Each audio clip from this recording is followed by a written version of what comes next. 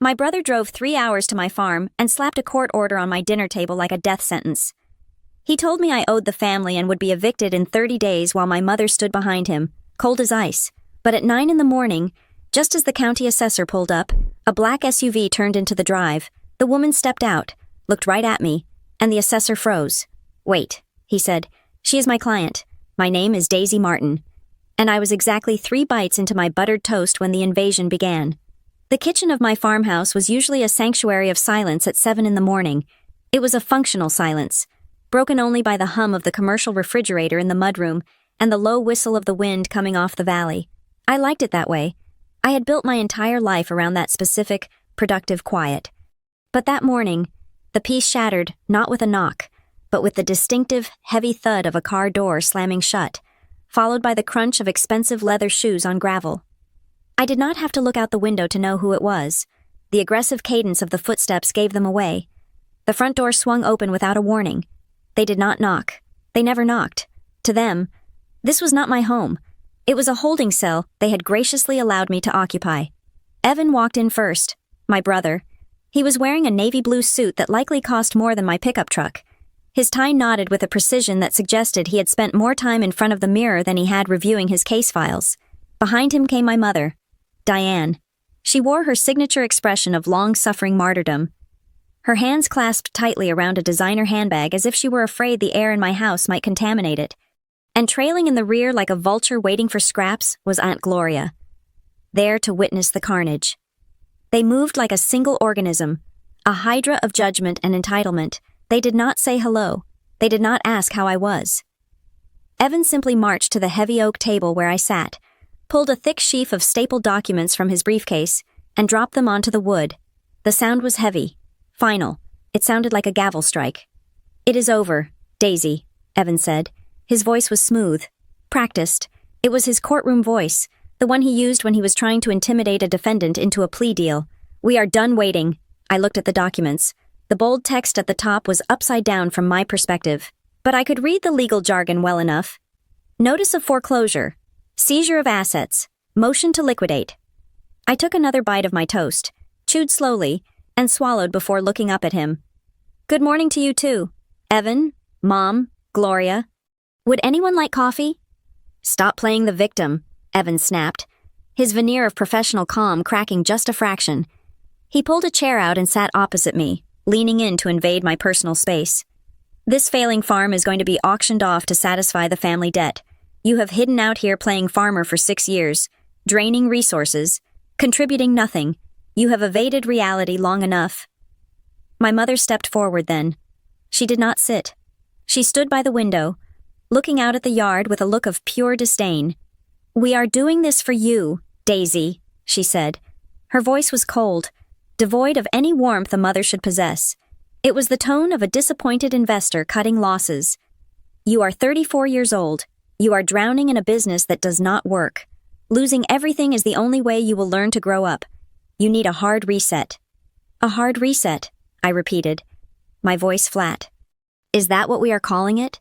"We are calling it a mercy killing," Evan said. He tapped a manicured finger on the stack of papers. "I have filed the motion. The court has granted a preliminary review based on the outstanding obligations you owe to the estate." I set my toast down. My appetite was gone, replaced by a cold, sharp clarity. "What obligations?" "Evan, I bought this land with the money Dad gave me. The deed is in my name. I have never asked you for a cent." "Dad gave you a loan," Evan corrected, his eyes narrowing. "A loan from the family trust, a loan you have never repaid, and since you have no liquidity and this place is clearly barely functional, we are calling in the collateral." "I never signed a loan agreement," I said.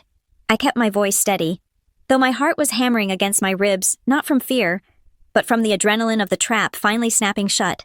I had known this day would come. I had felt it in the wind for months. Dad gave me that seed money as a gift. He told me to build something real. "Dad was soft," Evan sneered, "and he is not here to protect you from the real world anymore." He flipped to the 3rd page of the document and spun it around so I could see it. "And as for not signing anything, your memory must be as poor as your business sense." I looked down, there, at the bottom of a document titled "Acknowledgement of Family Debt and Collateral Agreement," was a signature, Daisy Martin. I stared at it. It was a good forgery. In fact, it was better than good. It was perfect. The loop of the D, the sharp cross of the T, the way the N trailed off. It was my signature. But as I leaned in closer, studying the ink, I saw the faintest artifacting around the edges of the lines. It was subtle, something a layman would miss, but I had spent the last 6 years inspecting microscopic pests on leaves and reading fine print supply contracts. It was identical to the signature I had used on my employee handbook at Northbridge Strategy Group. 7 years ago, the exact same slant, the exact same pressure points. This is fascinating, I said, looking up at him. Where did you find this? In the files, Evan said. Too quickly. You signed it 5 years ago when you needed the cash injection for the irrigation system repairs. Do not insult my intelligence by pretending you forgot. I see, I said. I did not argue. I did not scream that it was a digital copy-paste job. I did not point out that 5 years ago, I had paid for the irrigation repairs by selling my car, not by borrowing money. I just nodded. So, that is it then. You are taking the farm. The county assessor is coming on Friday, Evan announced, sensing victory in my silence. He sat back, adjusting his cufflinks. 9 a.m, he is going to conduct a full valuation of the land and the structures. Once he establishes the base value, we will proceed to auction within 30 days. I have already lined up potential buyers who are interested in the land value. They will likely bulldoze this junk, but that is not my concern. Friday, I said. 9 a.m. Yes, Evan said. And do not try anything stupid. Daisy, no locking the gates, no hiding assets. Caleb Mercer is a serious man. He does not have time for your games, and neither do I. Gloria, my mother said, turning to my aunt. You heard all that. She has been served. Aunt Gloria nodded vigorously, clutching her purse. I heard it. Diane, poor thing, it is for the best. Really. I stood up. The movement was sudden enough that Evan flinched, just slightly. I walked over to the coffee pot and poured the rest of the contents down the sink. Okay, I said, turning to face them. Friday at 9. Evan blinked, clearly disappointed by the lack of a scene. He wanted tears. He wanted me to beg. He wanted to play the benevolent patriarch, granting me a few more days of shelter before casting me out into the cold. My acceptance robbed him of his climax. You are taking this surprisingly well, he said, his eyes searching my face for a crack. What choice do I have? I asked, leaning against the counter. You are the lawyer, Evan. You have the paperwork. You have the signature. Exactly, he said, standing up and buttoning his jacket. At least you are finally showing some pragmatism. Maybe there is hope for you yet. Let us go, my mother said, wrinkling her nose as she looked around the kitchen. The smell of fertilizer is giving me a headache.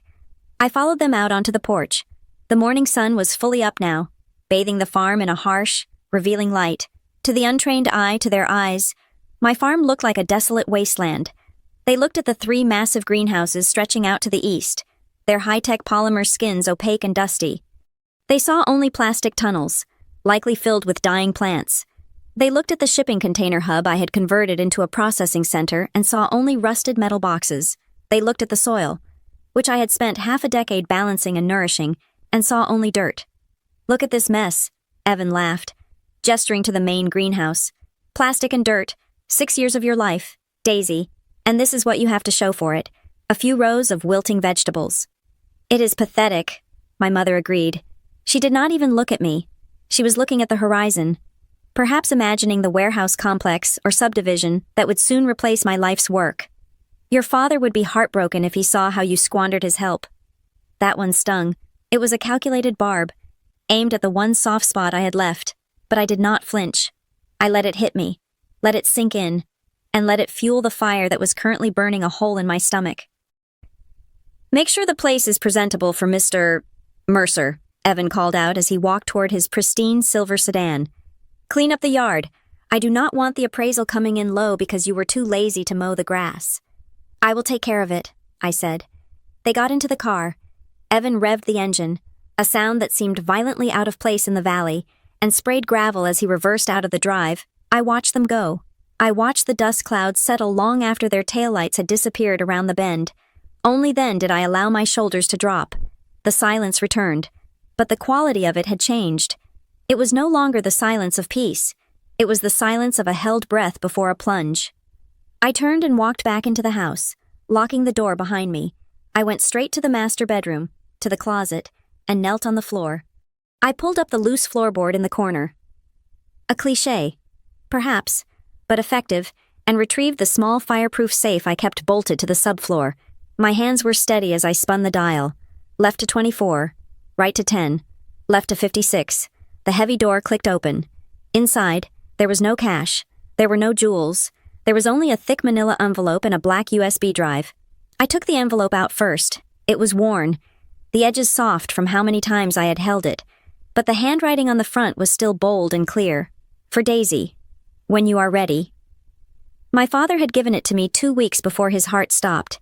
He had known. He had seen the way Evan looked at the land, the way my mother complained about their dwindling social status. He had known that one day, the wolves would come, and that those wolves would share my last name. I opened the flap and checked the contents one more time.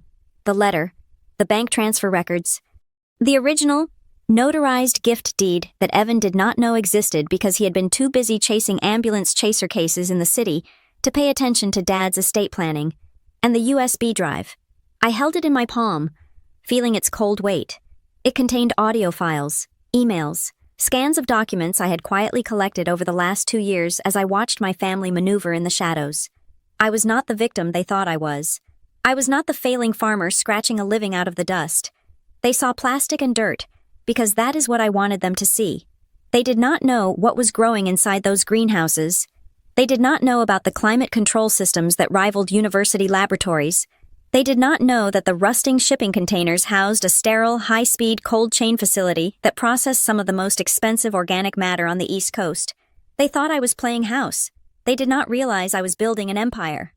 I stood up, closing the safe but keeping the USB and the envelope on the dresser. I reached for my phone. It was an old model. The screen cracked in the corner. Part of the camouflage I wore like a second skin. I dialed a number I had memorized but never saved in my contacts list. It rang twice. "This is Rowan," a sharp professional female voice answered. There was no hesitation, no pleasantries. She was a woman who billed her time in thousands of dollars. "It is happening," I said. "They just left.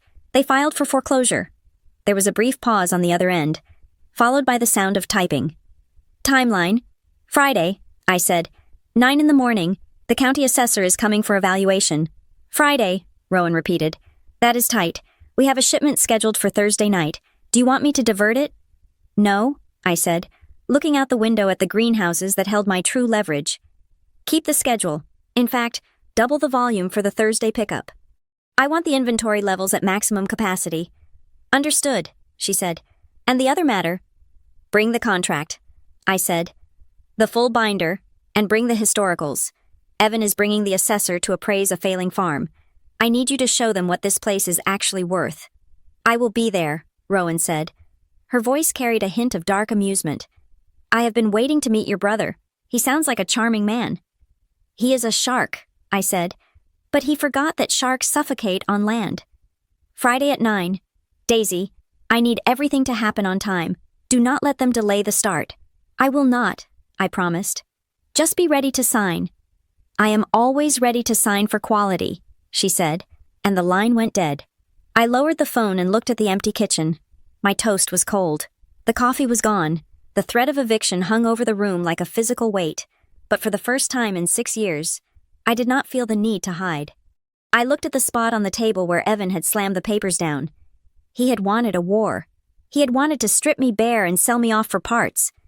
He was about to learn a very expensive lesson about agriculture. You reap exactly what you sow. "Friday," I whispered to the empty room. "See you Friday?" I picked up the notice of foreclosure and walked over to the trash can. I did not throw it away. Instead, I walked to the message board by the fridge and pinned it right in the center, next to my planting schedule. It was not a threat anymore. It was motivation. To understand the silence of my farm today, you have to understand the noise I left behind 6 years ago. It was a Tuesday in mid-October when I walked out of Northbridge Strategy Group for the last time. I remember the date because the air conditioning in the glass-walled high-rise was set to a bone-chilling 68 degrees, while the world outside was basking in a golden Indian summer. I had spent 4 years in that office, writing marketing copy for products I did not care about, optimizing click-through rates for diet pills and predatory loans, My soul had become a spreadsheet of engagement metrics. When I told my family at Sunday dinner that I had resigned and bought the old Miller property 3 hours north, the reaction was immediate and visceral. Evan laughed first. It was a bark of incredulity. The kind of sound one makes when a child announces they plan to fly to the moon in a cardboard box. He called it a quarter-life crisis. My mother, Diane, was less amused. She set her silverware down with a sharp clatter and told me I was being hysterical. She said I was throwing away a pension and health insurance to play in the dirt. To them, land was something you invested in for a tax write-off or developed into condos. It was not something you touched. My father, Frank, was the only one who did not speak immediately. He waited until Evan had finished listing the statistical failure rates of small businesses, and Mom had poured herself a second glass of wine to cope with the shame of having a farmer for a daughter. Later that night, as I was packing boxes in my apartment, Dad showed up. He stood in the doorway, looking older than I had realized. His shoulders slumped under the weight of a life spent keeping the peace between a narcissist wife and an ambitious, ruthless son. He handed me a check. It was not a fortune, but it was enough to buy equipment and survive the first winter. I tried to refuse, but he pressed it into my hand. His fingers were rough. A reminder that before he was a suburban dad in a sedate suit, he had been a man who worked with his hands. Make it real. Daisy. He had said, that was it. No advice on crops, no warnings about the economy, just 3 words. Do not play at this. Do not do it for show. Make it real. And then he added the part that stuck in my ribs like a hook. Let the world decide if you are right or wrong. Do not let your mother decide. Let the work decide. I took that check and I drove north. And for the first 18 months, the work decided that I was wrong. It was brutal. I had romanticized the idea of farming, picturing sun-drenched mornings and baskets of perfect tomatoes. The reality was mud, cold, and a level of exhaustion that went so deep it felt like my marrow had dissolved. I started with open field crops, because that was what the neighbors did. I planted 3 acres of heritage corn and an acre of heirloom peppers. The corn got a fungal blight that turned the stalks into gray, weeping mush in the span of 48 hours. The peppers were eaten by a swarm of aphids that seemed to materialize out of the ether. I spent my savings on organic pesticides that did nothing but make the bugs shiny. I tried to sell what little I harvested at the local farmer's market. I stood there for 6 hours every Saturday, watching people walk past my slightly misshapen vegetables to buy glossy, wax-coated produce from the big distributors who pretended to be local. I barely made enough to cover the gas money. The locals, old men in battered trucks who had been farming since the Truman administration, watched me with a mixture of pity and scorn. To them, I was just a city girl LARPing as a peasant, waiting for the first hard freeze to send me running back to the heating vents of corporate America. I almost did run back.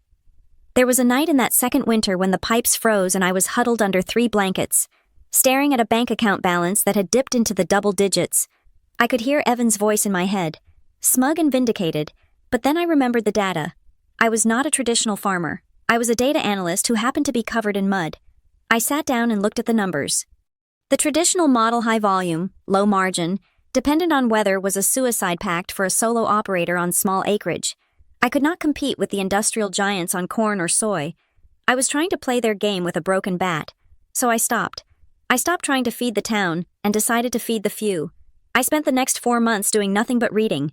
I read agronomy journals from the Netherlands. I read white papers on hydroponic nutrient density. I researched supply chains for high-end hospitality groups. I realized there was a gap in the market. A razor-thin slice where demand exceeded supply by 1,000% ultra-specific, lab-grade aromatics, and garnish greens for Michelin-starred kitchens. These chefs did not want a truckload of corn. They wanted a specific strain of lemon verbena that only grew in a certain humidity range. They wanted wasabi arugula, harvested at exactly 3 inches of height, delivered within 4 hours of cutting, with 0 bruising. I pivoted hard. I stopped farming the fields. I let the back 40 acres go to meadow, which only fueled the neighbors' gossip that I had given up. Instead, I focused on the infrastructure. I used the last of Dad's money to buy 3 used shipping containers and a derelict greenhouse frame. I rebuilt them myself. I learned to weld from YouTube videos, burning my arms and blinding myself with the arc flash until I got the bead right. I wired the electrical systems, terrified I would burn the place down, double-checking every connection with a multimeter until I dreamed in circuit diagrams. I installed hospital-grade air filtration and water purification systems, It was no longer a farm. It was a biological laboratory.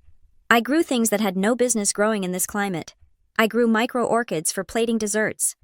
I grew a Japanese shiso pepper that retailed for $80 a pound. But growing it was only half the battle. The real work, the work that saved me, was the cold chain. I realized that for my target clients, quality was synonymous with consistency. If a chef put a dish on the menu, he needed the ingredient to look and taste exactly the same on Tuesday as it did on Saturday. I turned one of the shipping containers into a processing hub. I lined the walls with food-safe PVC, installed stainless steel tables, and built a blast chiller. I developed a tracking system. Every tray of seeds got a QR code. I logged the planting date, the soil pH, the nutrient mix, the harvest time, and the temperature of the delivery van at 15-minute intervals. I became obsessive. I worked 18-hour days, 7 days a week. I had no social life. I had no friends in the area. My world shrank to the size of a leaf. I spoke to no one but my plants and, eventually, the buyers. And that was the key. The silence. I did not post pictures of my perfect, jeweled produce on Instagram. I did not invite the local paper to do a puff piece on the woman revitalizing local agriculture. Publicity was a liability. If people knew what I was growing, they would try to copy it, or steal it, or regulate it. I approached my first client, a sous chef at a resort 2 hours away, with a cooler full of samples and a binder full of data. He tasted a single leaf of sorrel, looked at my temperature logs, and signed a standing order on the spot. Word spread, but it spread through back channels. It was a whisper network of executive chefs and procurement directors. They passed my contact info along like a state secret. I became a ghost in the industry. I was the supplier you called when you needed perfection, and you needed it guaranteed. My family knew none of this. They visited perhaps twice a year. They would park in the driveway, look at the overgrown fields I was ignoring, and shake their heads. They saw the opaque plastic of the greenhouses and assumed I was hiding a small, sad crop of tomatoes. They saw the shipping containers and assumed I was hoarding junk. I never corrected them.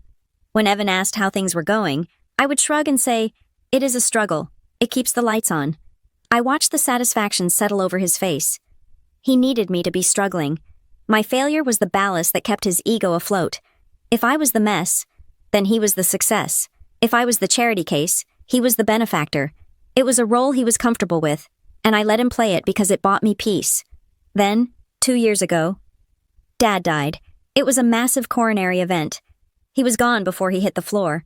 The funeral was a blur of black wool and insincere condolences. I stood by the grave, feeling a loneliness so profound it felt like physical hypoxia. He was the only one who knew. He was the only one who had ever visited the farm and actually looked inside the greenhouse. He had seen the rows of thriving, exotic green, and he had wept, just a little, wiping his eyes with the back of his hand.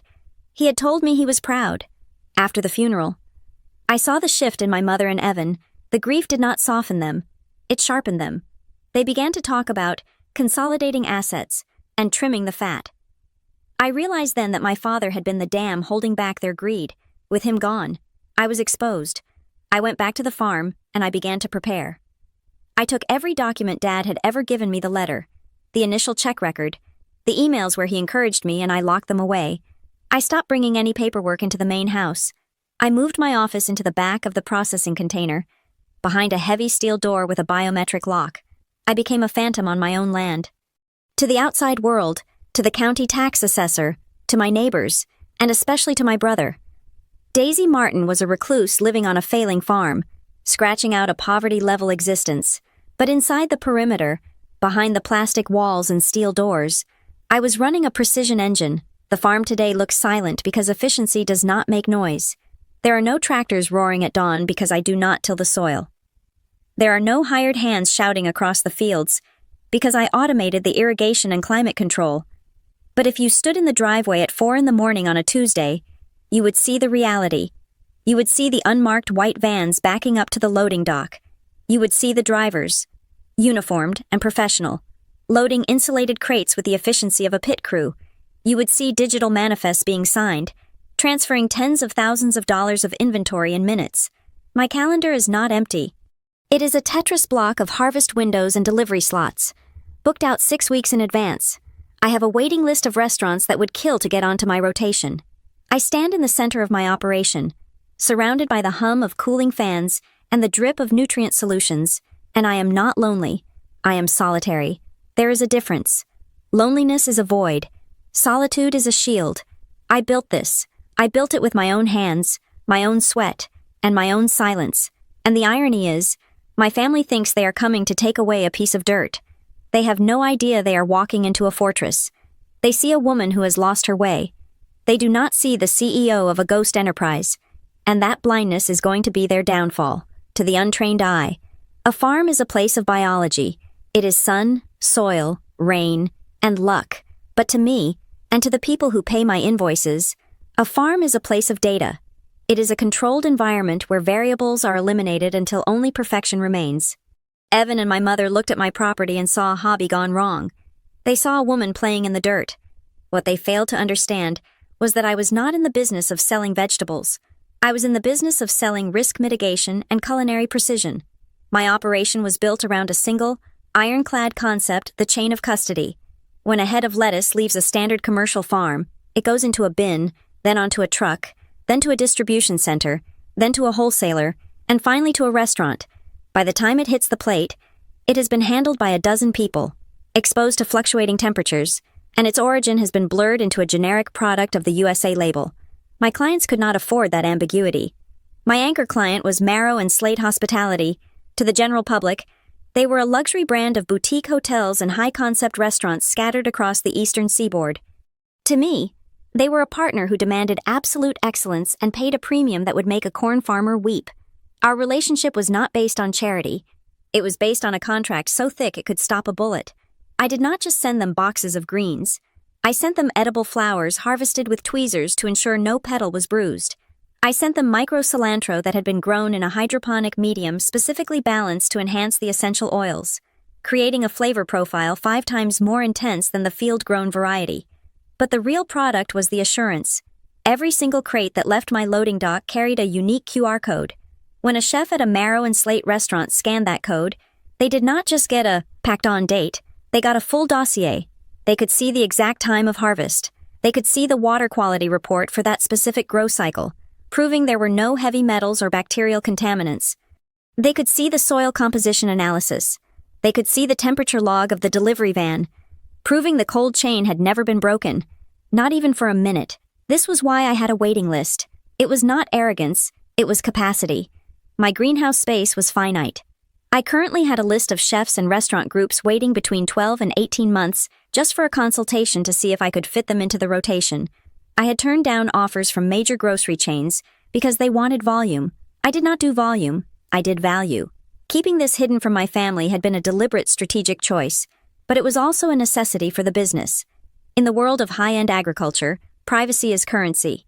My clients often wanted to claim they foraged their ingredients or sourced them from their own private gardens. I was happy to let them have the glory. I was a white label service.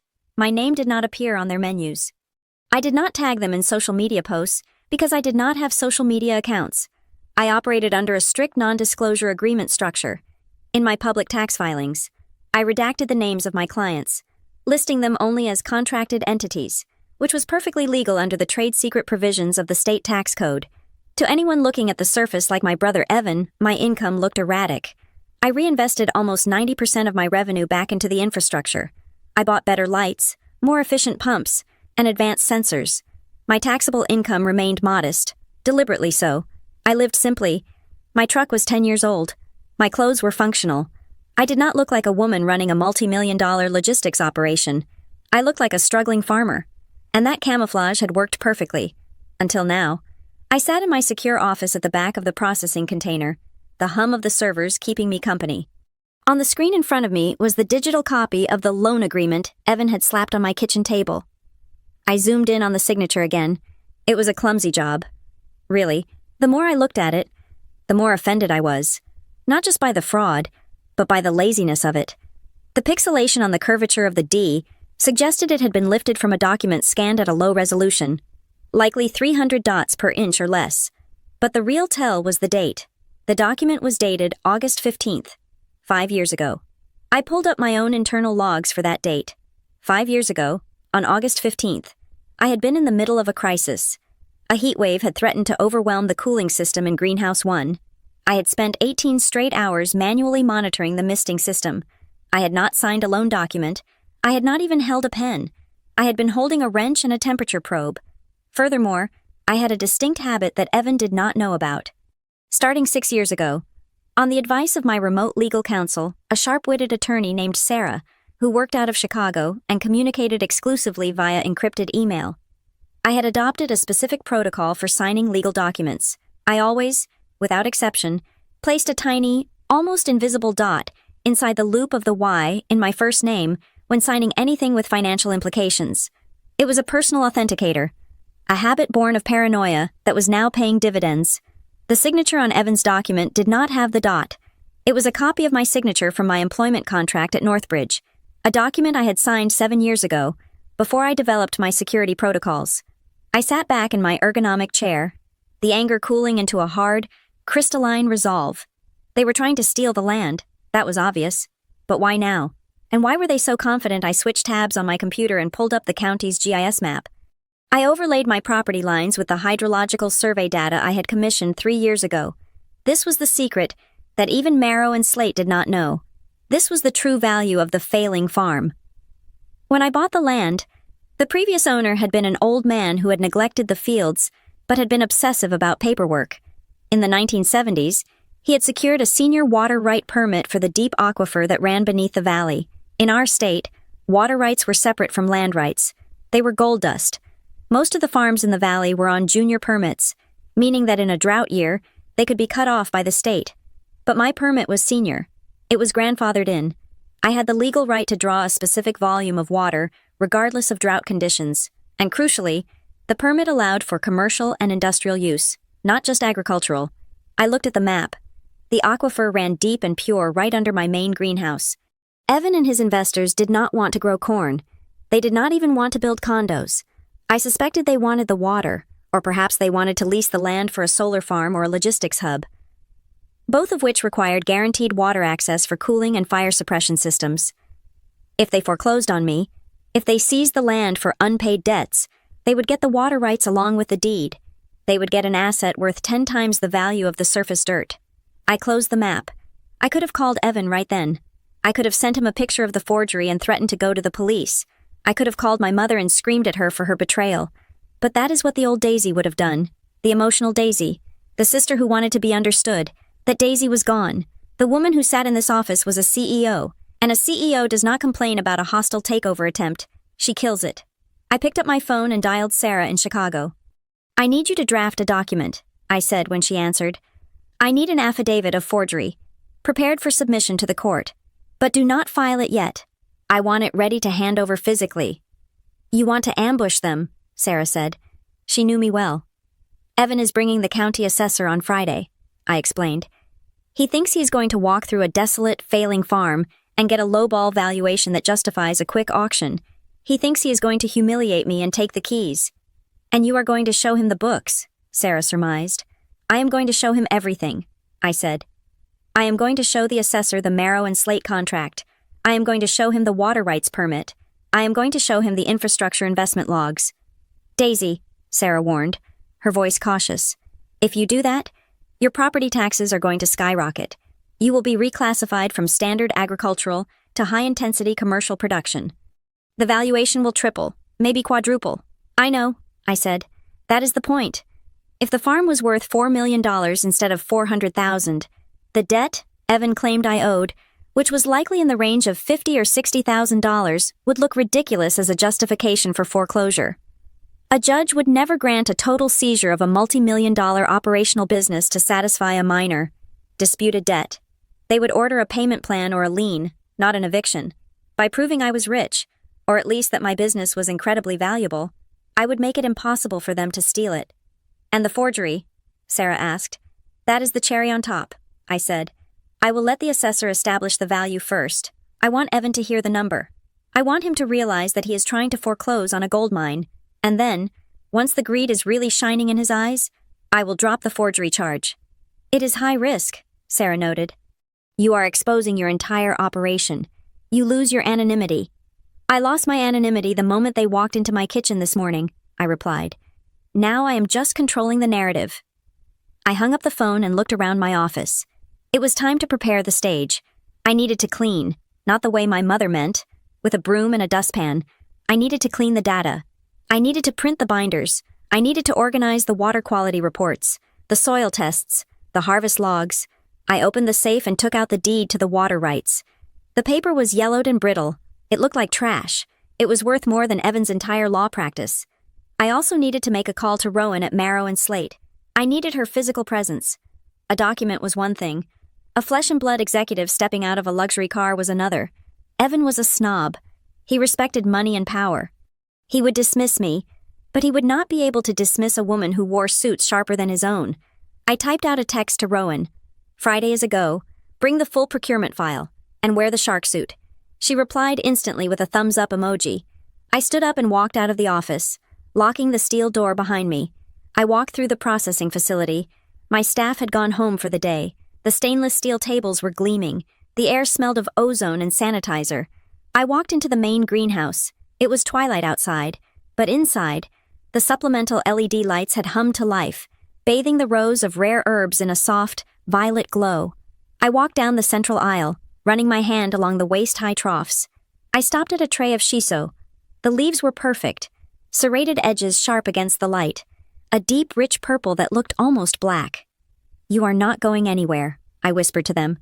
My family thought they were dealing with a desperate woman holding on to the past. They thought they were cutting a dead branch off the family tree. They were about to discover that they were trying to cut down a sequoia with a pocket knife. Friday was coming, and for the first time in my life, I was looking forward to a family reunion. The moment Evan's taillights disappeared, I did not go back to the greenhouse. I went straight to my office and locked the door. The emotional hit of seeing my family had faded, replaced by the cold, vibrating hum of adrenaline. I was not a sister anymore. I was an investigator, and my brother was the suspect. I sat down at my desk and woke up my workstation. It was a high-powered setup, 3 monitors usually dedicated to climate metrics and supply chain logistics. Today, they were dedicated to war. I logged into the county clerk's online portal. Accessing public court records was a skill I had picked up during my first year of business when I had to vet potential suppliers. I typed in the case number Evan had carelessly left visible on the top sheet. The file loaded. Martin Estate Vi. Daisy Martin. I skipped the motion for summary judgment and went straight to the exhibits. Evan was a lawyer who relied on paperwork to intimidate, but paperwork leaves a trail. I scrolled down to Exhibit B, the document titled Familial Debt Guarantee and Asset Collateralization Agreement. There it was, the smoking gun. It was a single page, dense with legalese about shared familial burden and retroactive compounding interest. It claimed I had agreed to underwrite a loan taken out by the Martin Family Trust 5 years ago, and at the bottom, there was my signature. I pulled up the high-resolution scan on the center monitor, on the left monitor. I opened my personal archive folder titled Northbridge Strategy Group, HR Exit Docs. I knew that signature. I knew it intimately because I had stared at it for 4 years. I opened a PDF titled Employee Handbook Acknowledgement 2017. I zoomed in on the signature block. It was a match, and I do not mean it looked similar. I mean it was mathematically identical. Human beings do not sign their names the exact same way twice. There is always a micro-variation, a slightly wider loop on the Y, a sharper cross on the T, a difference in pen pressure. But when I overlaid the signature from Evan's court filing onto the signature from my old HR document, they lined up pixel for pixel. There was a tiny artifact, a microscopic jagged edge on the upstroke of the capital M, caused by a speck of dust on the scanner bed at Northbridge 7 years ago. That same speck of dust was present on the document Evan claimed I signed 5 years ago in his office. He had not just forged my signature, he had lifted it. He had likely gone through my old files stored in my parents' attic, found a document with a clean signature, scanned it, and photoshopped it onto this fabrication. "Got you," I whispered. But knowing it was a forgery was not enough. I had to prove it in a way that would hold up in a courtroom. Against a lawyer who played golf with half the judges in the county, I picked up my phone and dialed a number in the state capitol. Forensic Document Services. This is Arthur. A gravelly voice answered. "Arthur, it is Daisy Martin," I said. "I have a job for you. Rush status. I need a comparative analysis of a digital signature against a known exemplar. I suspect a cut-and-paste manipulation." "Daisy," Arthur said. We had worked together once before when a seed supplier tried to claim I had signed off on a subpar delivery. Send me the files. If it is digital manipulation, I can usually spot the pixel degradation around the insertion point within an hour. I am sending them now, I said. I need a sworn affidavit by Thursday night. Can you do it? For double my rate. I can do anything, he grunted. Bill me, I said, and hit send on the email. With the forgery defense in motion, I turned my attention to the bigger question why Evan was arrogant. But he was not stupid. Forging a signature on a court document was a felony. It was disbarment territory. He would only take a risk that massive if the alternative was catastrophic. He did not just want to kick me off the land to teach me a lesson about growing up. That was the narrative for Mom. Evan needed something else. He needed money. I opened a new browser window and navigated to the state's Uniform Commercial Code database. If Evan or Mom had taken out loans using the family trust as leverage, there would be a UCC filing. I searched for Martin Family Trust. Nothing recent. Just the old mortgage on the parents' house which was paid off years ago. I searched Evan Martin. Nothing but a car lease. Then I paused. Evan liked to think of himself as a venture capitalist. He was always talking about diversifying portfolios. I searched for business entities registered to him. I found 3 dissolved LLCs, and then one that was active Apex Horizon Holdings LLC. I ran a UCC search on Apex Horizon Holdings. The screen filled with red flags. 6 months ago, Apex Horizon Holdings had taken out a massive, high-interest bridge loan from a private equity lender, the kind of lender you go to when the banks say no. The principal was $750,000. The collateral listed was anticipated real estate liquidations. I dug deeper into the LLC's filings. Evan was the managing member, but my mother, Diane, was listed as a silent partner. I cross-referenced the dates. 6 months ago was right around the time a local startling news story broke about a luxury coastal development project 2 counties over that had collapsed due to environmental zoning violations. The developers had filed for bankruptcy, leaving investors with nothing. I sat back, the pieces clicking into place. They had invested in the coastal development. They had likely leveraged everything they had: Mom's retirement, Evan's savings, maybe even a line of credit against Mom's house, thinking it was a sure thing. The project imploded. Now the private equity sharks were circling, demanding their $750,000, and my family was broke. They did not want to sell my farm to pay off family debt. They wanted to sell my farm to pay off their gambling losses. But a failing farm is not worth $750,000. The land value alone, as agricultural zoning, was maybe $200,000. That would not even cover a third of their debt. So why were they so sure this would save them? I went back to the map. I looked at my property again. I looked at the surrounding area. 2 miles south, a new highway interchange was being built. I had ignored it because it did not affect my shipping routes. But now, looking at the satellite view, I saw the pattern. Large rectangles of land along the highway corridor had been bought up in the last year. I hovered over the parcels. Logistics 1 Inc., Sunray Energy Corp., Distribution East LLC, warehouses, and solar farms. The valley was transitioning. My farm was flat. It had direct road access. And crucially, it had the senior water rights. A solar farm needs massive amounts of water for panel cleaning. A logistics center needs water for fire suppression systems. If my land was sold as a turnkey agricultural site, it was worth peanuts. But if it was sold as a commercial development site with attached senior water rights, it was easily worth over $1 million. Evan had a buyer lined up. I was sure of it. He probably had a letter of intent sitting in his briefcase right now from one of these logistics companies. He was going to foreclose on me for a fake debt, seize the title, and then flip the land to the developers for a massive profit, paying off his bridge loan and keeping the change. He was not just evicting me, he was brokering me. I felt a cold rage settle in my chest, distinct from the hot anger of the morning. This was better. Rage is messy. This was calculation. I needed to confirm the buyer. I went to the County Planning Commission's agenda for the upcoming month. There, buried in the preliminary hearing section, was an item: petition for zoning variance, Parcel 404. Parcel 404 was my farm. The petitioner was Apex Horizon Holdings. The application was to rezone the land from agricultural to light industrial. He had filed the zoning petition before he even owned the land. The arrogance was breathtaking. He was so sure I would fold, so sure I was the weak, incompetent little sister, that he had already started the paperwork to pave over my greenhouses. I printed the zoning petition. I printed the UCC filings showing his massive debt. I printed the forensic analysis request. I had the motive. I had the method. Now I needed the execution. I looked at the clock on the wall. It was 2 in the afternoon on Wednesday. The assessor was coming Friday at 9. I needed to make sure the trap was inescapable. I picked up my phone again. This time, I texted Rowan directly. Change of plans. I do not just need the contract. I need you here in person. Friday, 8:45 a.m. Park behind the processing shed so they do not see you immediately. Her reply came 3 bubbles later. Is this a rescue mission or a hostile takeover? It is an ambush, I typed back. And bring the corporate seal. We might need to notarize an addendum on site. On my way, she replied. Do I need to wear the intimidating heels? Wear the ones that sound like a gavel hitting the floor? I wrote. I set the phone down.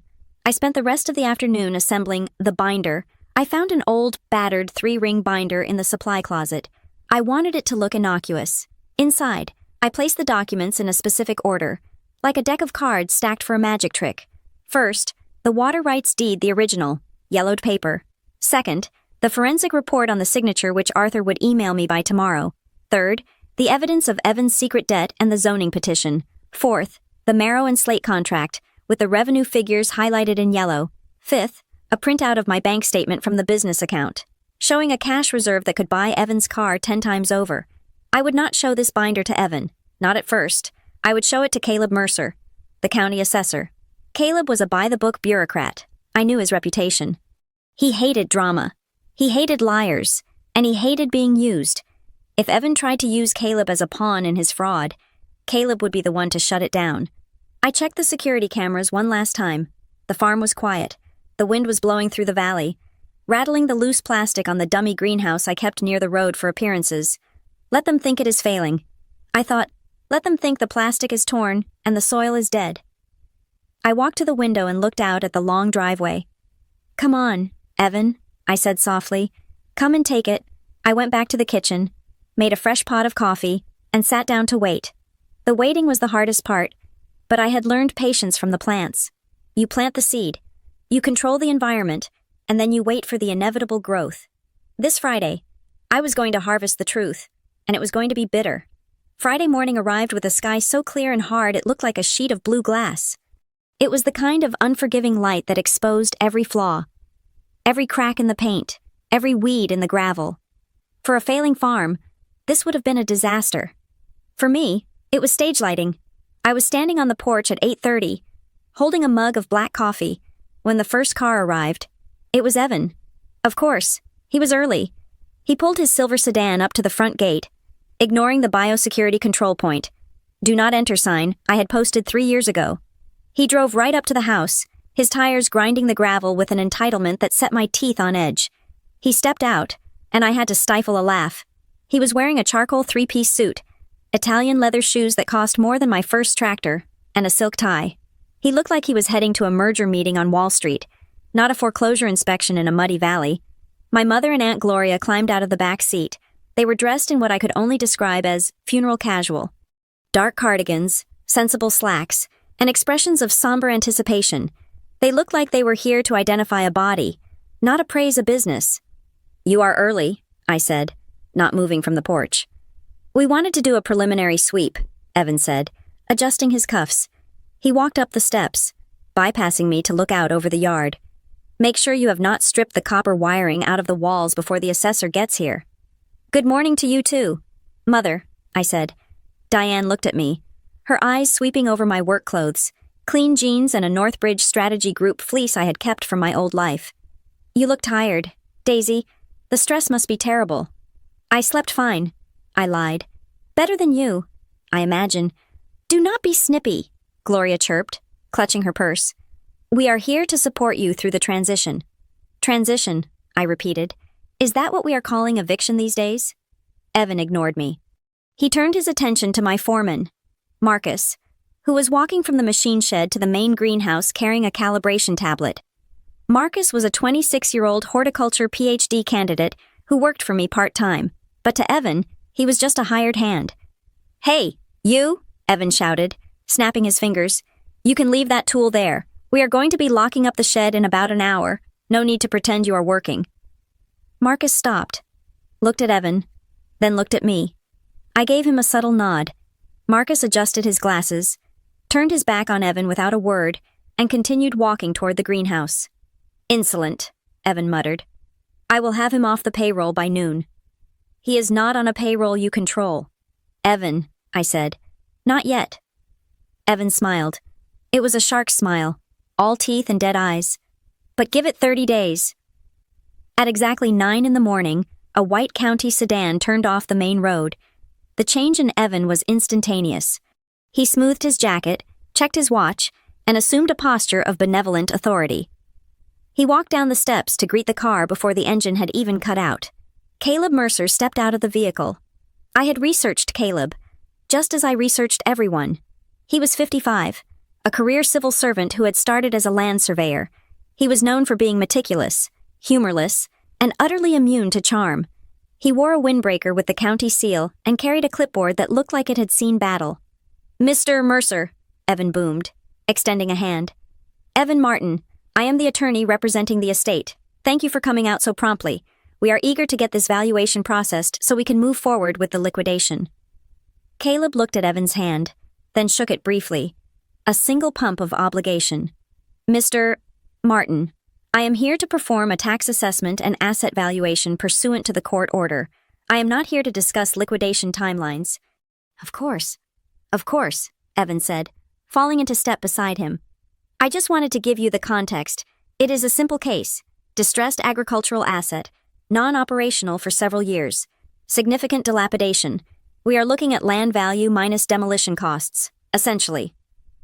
Caleb stopped walking. He pulled a pen from his pocket and clicked it. I will determine what I'm looking at. Mr. Martin, that is why the county pays me. He turned to me. You are the owner of Record Daisy Martin. I am, I said, stepping forward.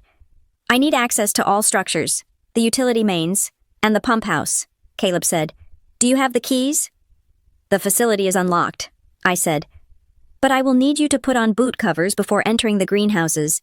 We maintain a sterile environment. Evan laughed. It was a loud, barking sound. Sterile environment, Mr. Mercer? My sister likes to play pretend. It is just plastic tunnels and dirt. You do not need boot covers. Caleb looked at Evan, then back at me. If the operator requests biosecurity protocols, I follow them. It is standard procedure. He opened his trunk and took out a pair of plastic boot covers. He slipped them over his work boots with practiced ease. Evan watched, his face reddening slightly. He clearly felt silly standing there in his Italian loafers, being told what to do by the people he was supposed to be evicting. Fine, Evan snapped. Let us get this over with. We walked to Greenhouse 1. From the outside, it looked like a standard polyethylene tunnel. But as we stepped into the airlock, a small vestibule with positive pressure fans to blow off dust and insects, the atmosphere changed. The inner door slid open with a pneumatic hiss. We stepped inside, and the world shifted from the stark, cold morning to a warm, humid, violet-lit cathedral of green. The silence was replaced by the low, rhythmic thrum of the nutrient pumps and the whisper of the circulation fans. Rows of hydroponic troughs stretched out for 200 feet, floating on waist-high racks. There was no dirt. There were no weeds.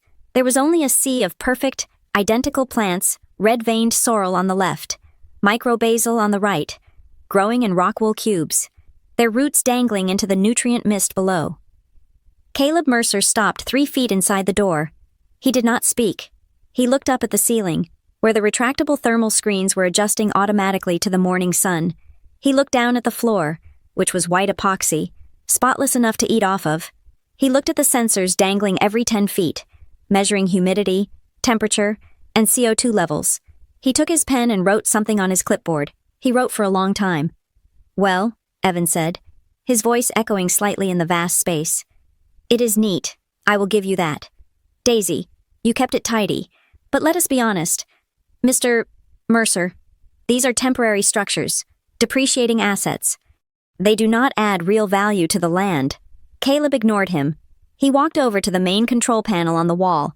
It was a touchscreen interface, currently displaying a complex graph of nutrient uptake rates.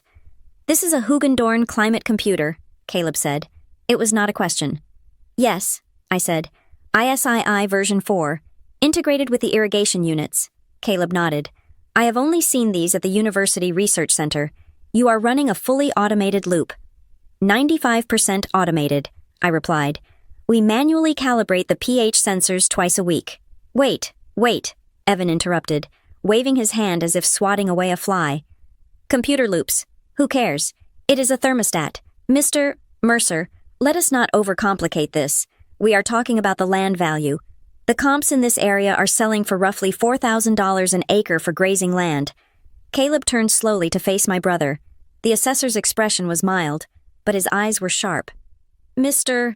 Martin, Caleb said, I do not know what kind of law you practice, but in my line of work, we do not price a semiconductor factory as a storage shed just because they both have concrete floors. This is not grazing land. This is a high-intensity controlled environment agriculture facility. It is a greenhouse, Evan sputtered. It is plastic. It is infrastructure, Caleb corrected. And judging by the conduit running along that wall, there is a significant power upgrade involved. Did you pull permits for a 3-phase upgrade? He was asking me. Yes, I said. 2 years ago, 400 amps. 400 amps, Caleb repeated, writing it down. And the water, you are running hydroponics. You must be pulling heavy from the well. We have a dedicated line, I said, and a filtration unit in the next shed. Let us see it, Caleb said. We moved to the processing shed. This was the shipping container complex Evan had mocked as rusty boxes. I punched the code into the keypad. The heavy steel door swung open. Inside, it was 40 degrees Fahrenheit. The walls were lined with food-grade PVC. Stainless steel tables gleamed under bright LED inspection lights.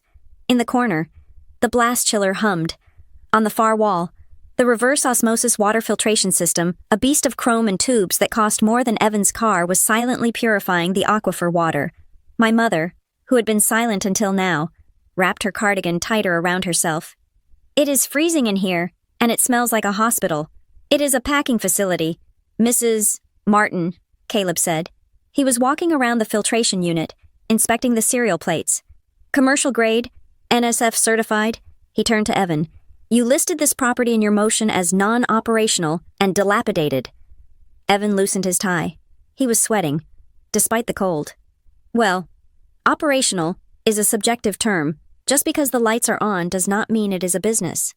She is probably growing these weeds for her own amusement. There is no revenue. It is a hobby, a very expensive, wasteful hobby that has drained the family trust. I am not seeing a hobby, Caleb said, tapping his clipboard. I am seeing a capital investment in the mid-6 figures. Conservatively, if this equipment is paid for, the asset value alone pushes this assessment well out of the bracket for a standard foreclosure auction. It is all debt, Evan insisted, his voice rising. She bought all this on credit. It is all leveraged. That is why we are here, to sell it off and pay the creditors.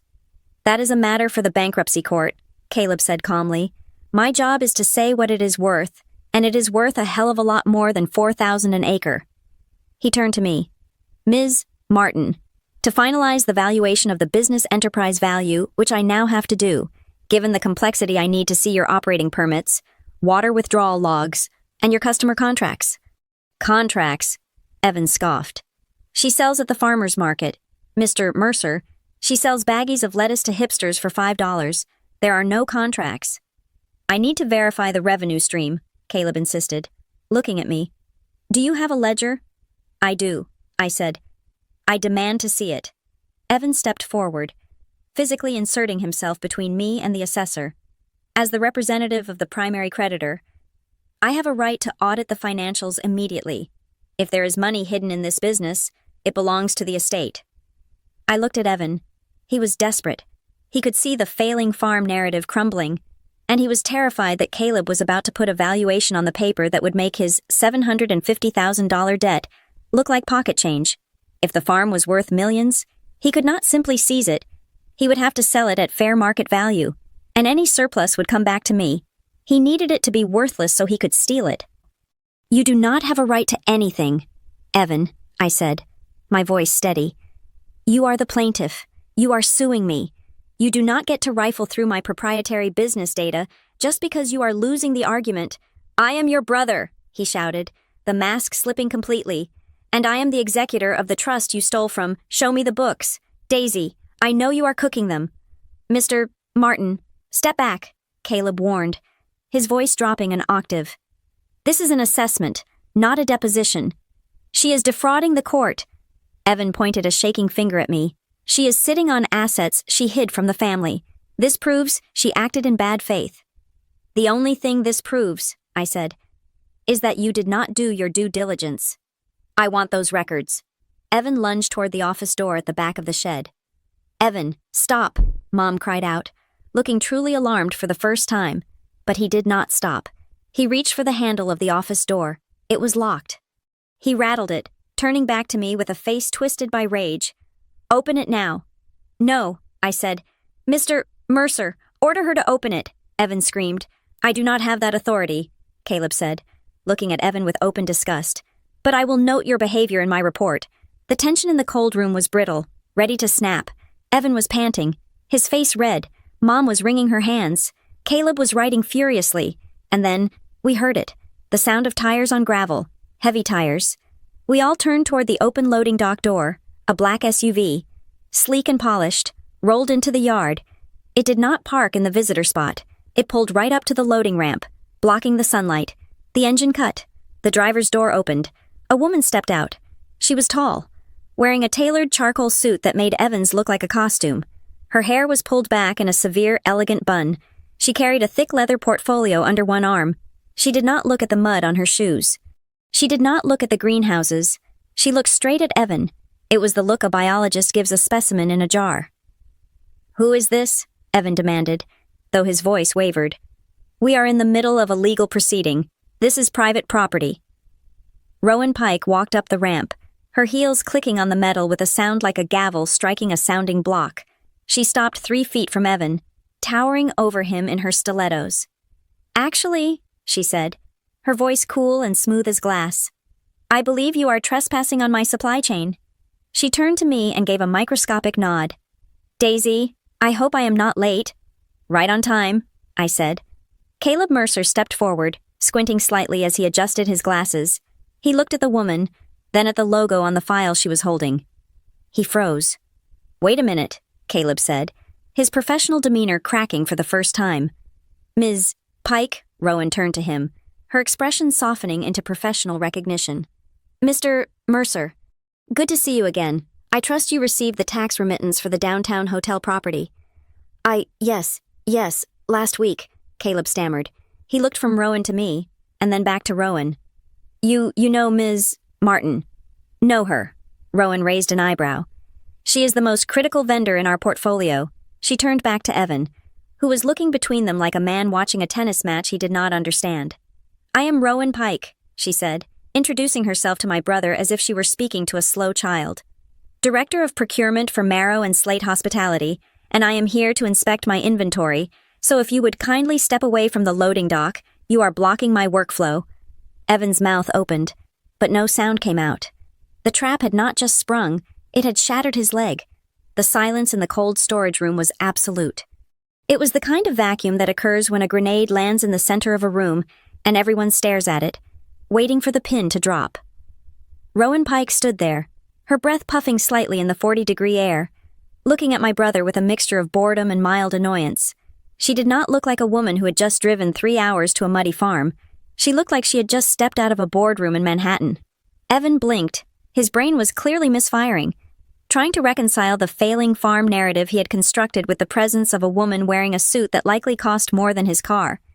Marrow and Slate, Evan repeated, the name rolling off his tongue like a foreign object. I have heard of it. The hotel group. Hospitality group, Rowan corrected, her voice crisp. We own 12 properties across the tri-state area, including the Avery in downtown Boston and Stonehouse in the Berkshires. Perhaps you have dined with us. She did not wait for an answer. She turned her head slightly, locking eyes with the county assessor. Mr. Mercer, she said, nodding again. I did not expect to see you in the field. I assume the county received our adjustment filing for the distribution center. Caleb Mercer was staring at her with wide eyes. He took a step back, pulling the clipboard against his chest as if it were a shield. Ms. Pike, yes, I wait. I just signed off on the tax abatement for your new logistical hub in Summit County last week. You are the signatory on the Marrow and Slate holdings. I am, Rowan said. Caleb looked at me. Then he looked at Rowan. Then he looked at the gleaming stainless steel machinery around us. The color drained out of his face as the realization hit him. "You are a client of mine," Caleb said, his voice dropping to a whisper. "Marrow and Slate is one of the largest property taxpayers in the district." "We are," Rowan agreed. "And Daisy Martin is one of our largest suppliers. So you can imagine my concern when I arrive for a scheduled compliance audit and find a strange man screaming at my lead vendor and threatening to seize my inventory." She turned back to Evan. "Who are you again?" Evan straightened his tie, trying to salvage his dignity. "I am Evan Martin. I am the attorney for the estate. And this is a family matter. We are executing a foreclosure on a non-performing asset to satisfy a debt. This farm is insolvent." Rowan laughed. It was a short, sharp sound, devoid of humor. "Insolvent?" She walked past him, her heels clicking on the epoxy floor, and came to stand next to me. She did not hug me. We did not do hugs. She extended a hand, and I shook it firmly. "Good morning, Daisy," she said. "The Alpha Lot sample you sent on Tuesday had a Brix rating of 14. Chef Eleanor is demanding we lock in the entire harvest for the winter menu. She says the micro wasabi profile is unparalleled." "I can allocate 60% of the yield to Eleanor," I replied, keeping my voice professional. "But I have promised the rest to the Ritz-Carlton Group, unless you want to renegotiate the exclusivity clause." "We will talk numbers," Rowan said. "But first, I need to verify the cold chain logs for the last quarter. We cannot have legal disputes interrupting the supply of premium garnish." Evan made a noise that sounded like a choking cat. "Exclusivity clause. The Ritz-Carlton. What are you talking about?" "She grows lettuce." Caleb Mercer stepped forward. The assessor was no longer the passive observer. He was looking at the room with new eyes. He looked at the blast chiller. He looked at the filtration system. He looked at the labeling machine that printed QR codes. "This is not a farm," Caleb said, his voice taking on a frantic edge. "This is a Tier 1 commercial distribution node." He turned to me. "Ms. Martin, when you said you had contracts, you meant commercial supply agreements with national chains." "I did," I said, "and I meant multi-year agreements with penalty clauses for interruption." "I need to see them," Caleb said. "Now, this changes everything. If this land is generating commercial revenue at that scale, I cannot appraise it as agricultural fallow. The valuation methodology is completely different." "No," Evan shouted. He stepped between Caleb and me again, but this time his confidence was brittle. "You do not look at anything. This is a trick. She brought her friend here to play act. There is no way this junk heap is supplying Marrow and Slate. It is a lie." Rowan sighed. She reached into her leather portfolio and pulled out a thick document bound in heavy blue paper. She slapped it onto the stainless steel sorting table. The sound echoed like a gunshot. "This," Rowan said, pointing a manicured finger at the document, "is the master procurement agreement between Marrow and Slate Hospitality and Martin Agritech, LLC. It is a binding contract for the provision of specialty aromatics and hydroponic greens for a term of 3 years." She flipped it open to the signature page. "Signed by me, notarized, and currently active." Caleb moved toward the table. Evan tried to block him, but Caleb simply walked around him. The assessor bent over the document. He ran his finger down the page. "The monthly retainer," Caleb read aloud, his voice shaking slightly. $12,000 base, plus unit costs per crate." "That is the base," Rowan corrected. "That just reserves the greenhouse space. The actual product billing is separate." $12,000 a month, Caleb whispered. "That is $144,000 a year, just for the reservation fee. And that is just one client," I added calmly. "I have 3 others on similar terms." Evan's face had gone the color of old ash. He looked at the document, then at the junk around him. He began to do the math in his head. If I was pulling in $500,000 a year in revenue minimum, then the debt he claimed I owed was laughable. More importantly, if the farm was generating that kind of cash flow, the business valuation was not $50,000. It was likely in the millions. "This is impossible," Evan stammered. "You drive a 10-year-old truck. You dress like a laborer." "It is called reinvestment, Evan," I said. "I put the money into the business. Unlike you, I do not wear my net worth on my wrist." My mother spoke for the first time since we entered the shed.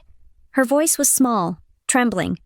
"Daisy, you are rich." I looked at her. She did not look proud. She looked terrified. "I am successful, Mother," I said. "There is a difference. I built something real. Something you and Evan were ready to bulldoze because you were too arrogant to ask a single question about what I actually do. But the debt, Diane whispered. The family debt if the farm is worth this much. If the farm is worth this much, Caleb interrupted, straightening up. Then a foreclosure for a disputed 5-figure debt is grossly inappropriate. A judge would never grant a seizure order on an asset with this much equity. He would order a lien at best. Caleb turned to Evan, and his expression was no longer mild. It was furious. You told me this was a distressed asset, Caleb said. You told me it was a salvage operation. You filed a motion claiming the property was abandoned and failing to expedite the auction process. It looks abandoned, Evan yelled, gesturing wildly at the walls. It is a shed. It is a concealed high-value enterprise, Caleb snapped. And by misrepresenting the nature of the asset in your filing, you have wasted county resources and potentially committed perjury on the affidavit of condition. Caleb pulled his phone from his pocket. I am calling the district supervisor. I cannot complete this assessment alone. I need a commercial forensic accountant and an industrial zoning specialist. This is way above my pay grade.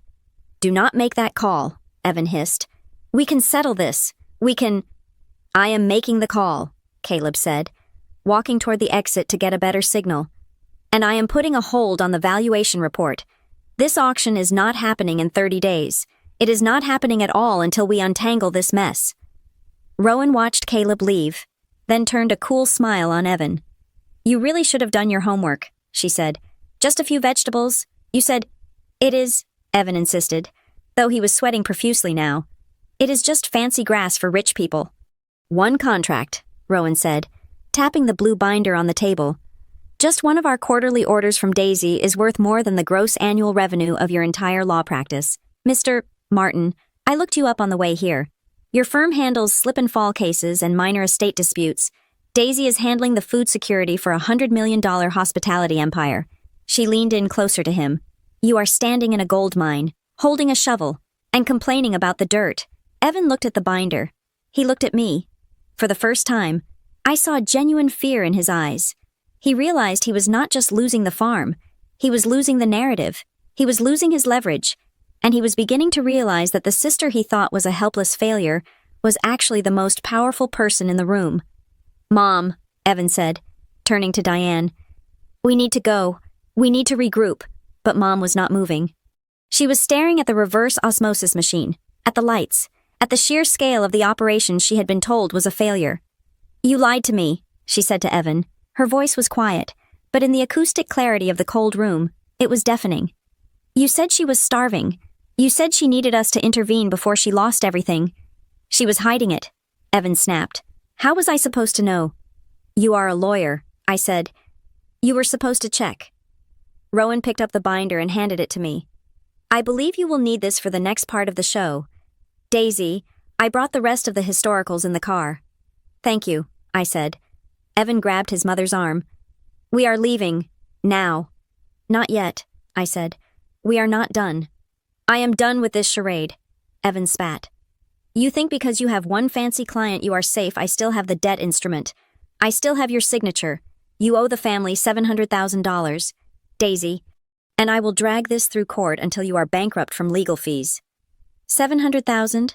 Rowan asked, raising an eyebrow. Is that all? She looked at me. Daisy, if you need a bridge loan to make this pest go away, Marrow and Slate has a vendor support program. We could advance you that against next year's harvest by close of business today. Evan froze. The blood left his face completely. His greatest weapon, financial pressure, had just been neutralized in 2 sentences. I do not think that will be necessary, Rowan, I said, opening the binder to the section I had prepared the night before. Because I do not actually owe the money, and I think Evan knows that. I looked at my brother. Right, Evan. He did not answer. He was watching Caleb Mercer walk back into the room, phone in hand. Supervisor is on the way, Caleb announced. And he is bringing the county sheriff. Evan flinched.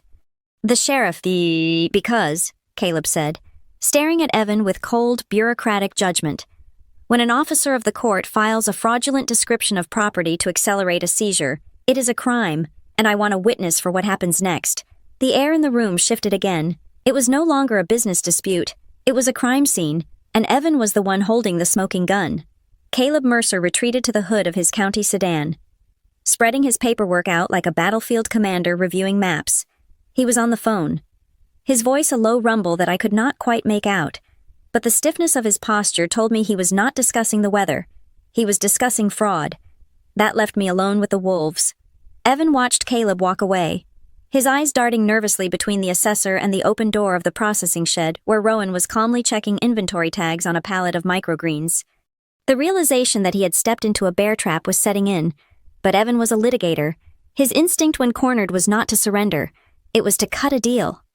He turned to me, his face rearranging itself into a mask of fraternal concern. He reached out and took my elbow, trying to steer me away from the open door, away from Rowan's hearing range. I pulled my arm back sharply. "Do not touch me," I said. "Daisy, listen," Evan hissed, keeping his voice low. "We need to pivot. Things have gotten out of hand. I did not know about the scope of your operation. Okay, I admit that.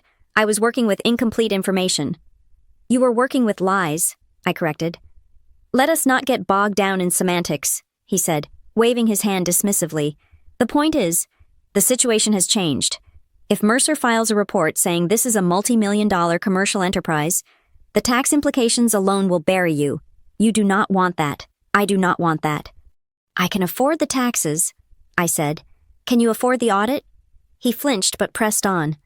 "Look, here is the solution. We pause the foreclosure. I will withdraw the motion for the auction today. In exchange, we sign a settlement agreement right now. You agree to assume the family debt, the $750,000, but we structure it. Low interest, favorable terms. You pay it off over 10 years out of your business revenue. Everyone wins. The family gets saved. You keep your farm, and we avoid a messy legal battle." He reached into his jacket pocket and pulled out a folded document. It was a promissory note. He had brought it with him, just in case. "Just sign this," he said, holding out a gold pen. "It is a standard acknowledgement of debt. It just formalizes what you already owe. We can notarize it later. Just sign it, and I will get Mercer to back off." I looked at the pen, then I looked at him. The audacity was breathtaking. He knew the original document was a forgery. He knew it would not hold up to scrutiny. So his plan B was to panic me into signing a real document, one that would legally bind me to his gambling debts and retroactively validate his lies. "You think I am stupid," I said. It was not a question. "I think you are pragmatic," Evan urged. "Daisy, be reasonable. The alternative is a war you cannot afford."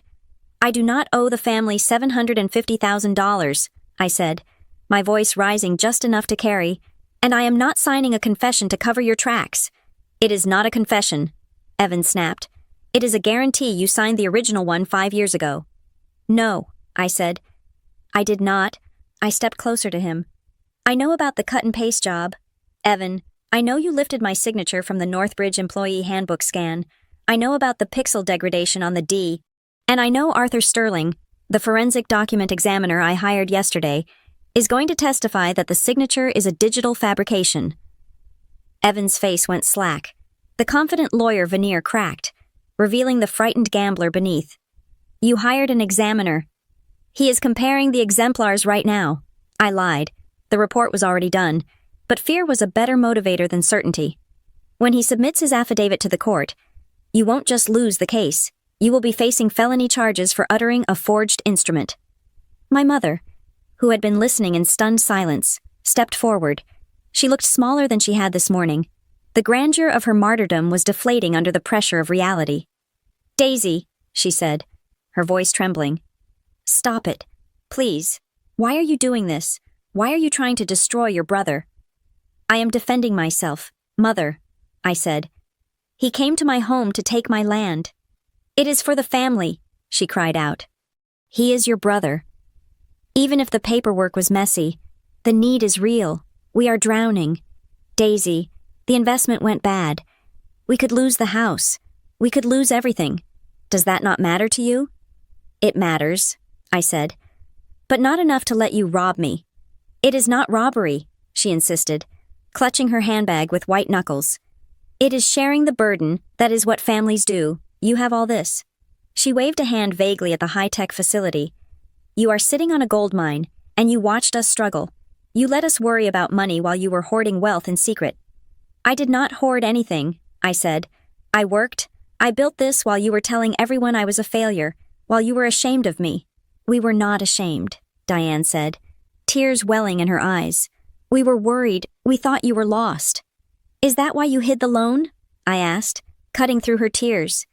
"If we are such a close family, why did I have to find out about the $750,000 debt from a UCC filing? Why did you bring Evan here like an executioner to ambush me instead of asking for help?"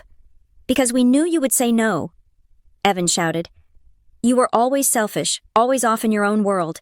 You think you are better than us because you play in the dirt." "I think I am better than you because I do not steal," I retorted. "Well, we had to do something," Aunt Gloria piped up.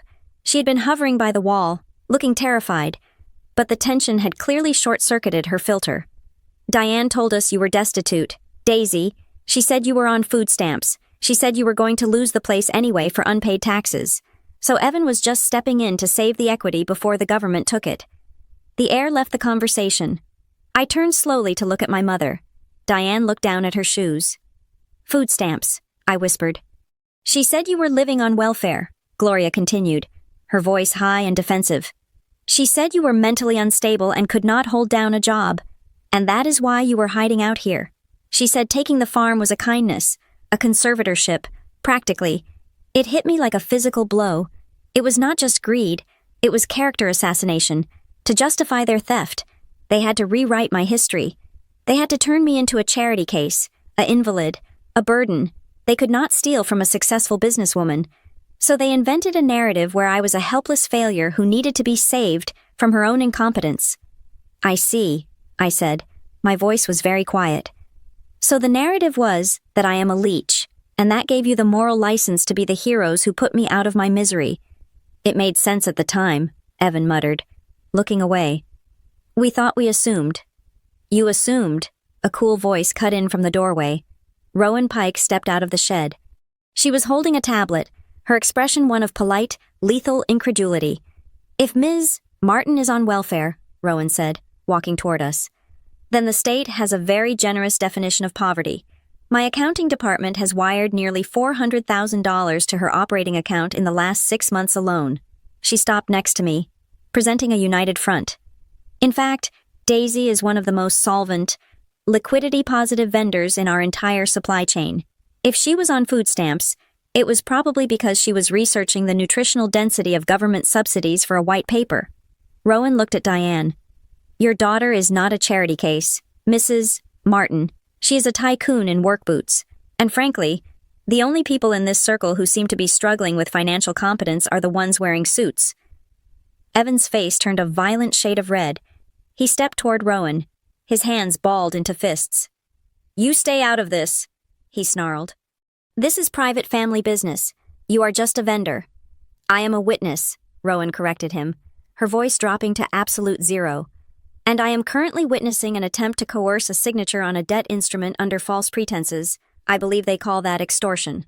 "I will sue you," Evans spat at me, ignoring Rowan. "I will freeze your accounts.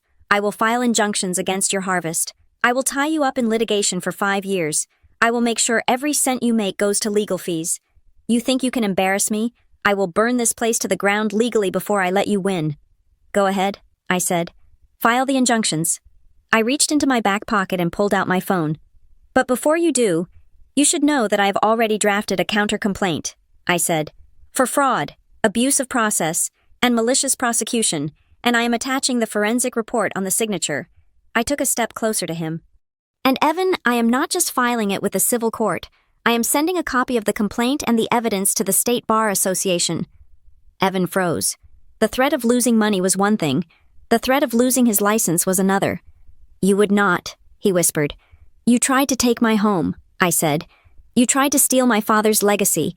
You lied about me to the world. Why would I protect your career?" "I am your brother," he pleaded, his voice cracking. "You were my brother when you walked in the door," I said. "Now you are just a defendant." Before he could respond, Caleb Mercer walked back into the circle. The assessor looked tired. He had the heavy, resigned expression of a man who had just had a very long conversation with a very angry supervisor. He did not look at Evan. He looked straight at me. "Ms. Martin," Caleb said formally, "I have spoken with the county administrator. Based on the visual inspection and the documents provided by Ms. Pike," I'm placing an immediate hold on the foreclosure proceedings. He turned his clipboard around so we could all see the form he had been filling out. I have not finished the full commercial appraisal, Caleb said. But based on the infrastructure, the water rights, and the verified revenue streams, my preliminary valuation of this property, including the business enterprise value, is in excess of $4,500,000. Diane gasped. Gloria put a hand over her mouth. $4.5 million, Caleb repeated. As such, the motion to foreclose based on a debt of $750,000 is legally insufficient. The equity cushion is too large. The court would never order a sale. At most, they would order a repayment plan. Caleb turned his eyes to Evan. They were not friendly. However, Caleb continued, that is assuming the debt is valid, which, given the discrepancies in the filing and the conflicting statements I have heard today, is a matter I am flagging for judicial review. Flagging? Evan squeaked. I am submitting a report to the court, Caleb said, stating that the plaintiff, that is you, Mr. Martin, misrepresented the condition of the asset in a sworn affidavit. You called this a failing farm with no significant value. That is a material falsehood. Caleb closed his clipboard. The sheriff is on his way to take a statement. I suggest you stay right here. Evan looked at the gate. He looked at his car. He looked at the ruin of his plan. We are leaving, Evan said, grabbing his mother's arm. Now. Mr. Martin, I asked you to wait, Caleb warned. I am not under arrest, Evan shouted, panic taking the wheel. This is a civil matter. Come on, Mom. He dragged Diane toward the car. She was stumbling, looking back at me with wide, tear-filled eyes. She looked like she wanted to say something, an apology, a plea, an excuse, but Evan shoved her into the back seat. Daisy, Gloria cried out, not knowing whether to follow them or stay. Daisy, tell him to stop. Goodbye, Gloria, I said. They scrambled into the silver sedan. Evan reversed so hard, he nearly hit the fence post. He spun the wheel, gravel spraying everywhere, and tore out of the driveway like the devil himself was chasing him. We watched them go. The dust cloud rose in the still air, hanging there like the ghost of their departure.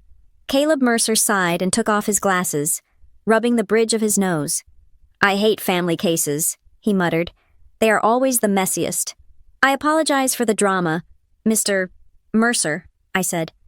Do not apologize, he said, putting his glasses back on. You just saved me from signing off on a fraudulent auction. If I had sold a $4 million business for land value, I would have lost my job. He looked at the greenhouses. I still have to finish the assessment, though, and your taxes are going to go up. A lot. I know, I said. Send me the bill. Rowan stepped up beside me. She watched the dust settle on the road. You know he's going to try to sell the debt to a collection agency now, she observed. He is desperate. Let him try, I said. I have the forensic report. The debt is dead.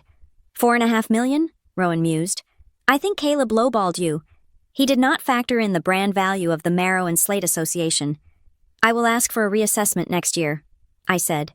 I looked at the spot where my mother had stood. The words she had said echoed in my mind. We thought you were lost. They had not thought I was lost. They had hoped I was lost, because if I was lost, they could take what was found. But I was not lost. I was right here, rooted in the ground I had saved. So, Rowan said, breaking the mood. About that exclusivity clause with the Ritz-Carlton. Are we going to talk about it, or do I have to arm wrestle you for the shiso? I turned to her and smiled. A real smile this time. Come inside, I said. I will make coffee. We can negotiate. The engine of the silver sedan was revving, a harsh mechanical whine that signaled Evan's desperation to escape. He had put the car in reverse, ready to tear up the gravel, but he had forgotten one crucial thing, bureaucracy. Caleb Mercer stepped off the loading dock and raised a hand, palm out, like a traffic cop. Mr. Martin, Caleb shouted over the noise of the engine. Turn off the vehicle. I cannot file the hold order without your signature of receipt. If you leave now, I will mark it as flight to avoid service, and the sheriff will pick you up at your office. The threat hung in the air, heavy and unavoidable. Evan slammed his hand against the steering wheel. I saw him mouth a curse, his face distorted through the windshield. Then, the engine cut. The silence that rushed back into the valley was sudden and ringing. Evan stepped out of the car. He did not look at me. He marched toward Caleb, his movements stiff with suppressed rage. My mother and Aunt Gloria stayed in the back seat, huddled together like refugees from a storm. "Give me the pen," Evan snapped, reaching for Caleb's clipboard. "Let us get this over with." "Not just the pen," Caleb said, pulling the clipboard back slightly. He looked at his notes, his face set in stone. "I want to be absolutely clear about what you are acknowledging. Mr. Martin, by signing this, you are receiving the preliminary notice of a contested valuation." Caleb looked at the group of us Rowan, standing with her arms crossed, me, leaning against a crate of basil, and Evan, vibrating with impatience. "My preliminary assessment," Caleb announced, his voice projecting clearly across the yard. "Based on the standing inventory, the automated infrastructure, the commercial cold chain, and the deeded senior water rights, puts the value of this property at $4.8 million, and that is a conservative estimate." Evan froze. The pen hovered over the paper. 4.8, Evan repeated. A strange light entered his eyes. It wasn't relief. It was greed. The lawyer in him was already spinning the new data, looking for an angle. He straightened up, smoothing his jacket. A smirk began to tug at the corner of his mouth. "Well," Evan said, his voice changing from panicked to predatory, "that is unexpected, but if the estate is worth nearly $5 million, then surely liquidation is even more imperative. We sell the asset, pay off the $750,000 family debt, and Daisy walks away with a nice check. It is the logical move. The higher the value, the more sense it makes to cash out."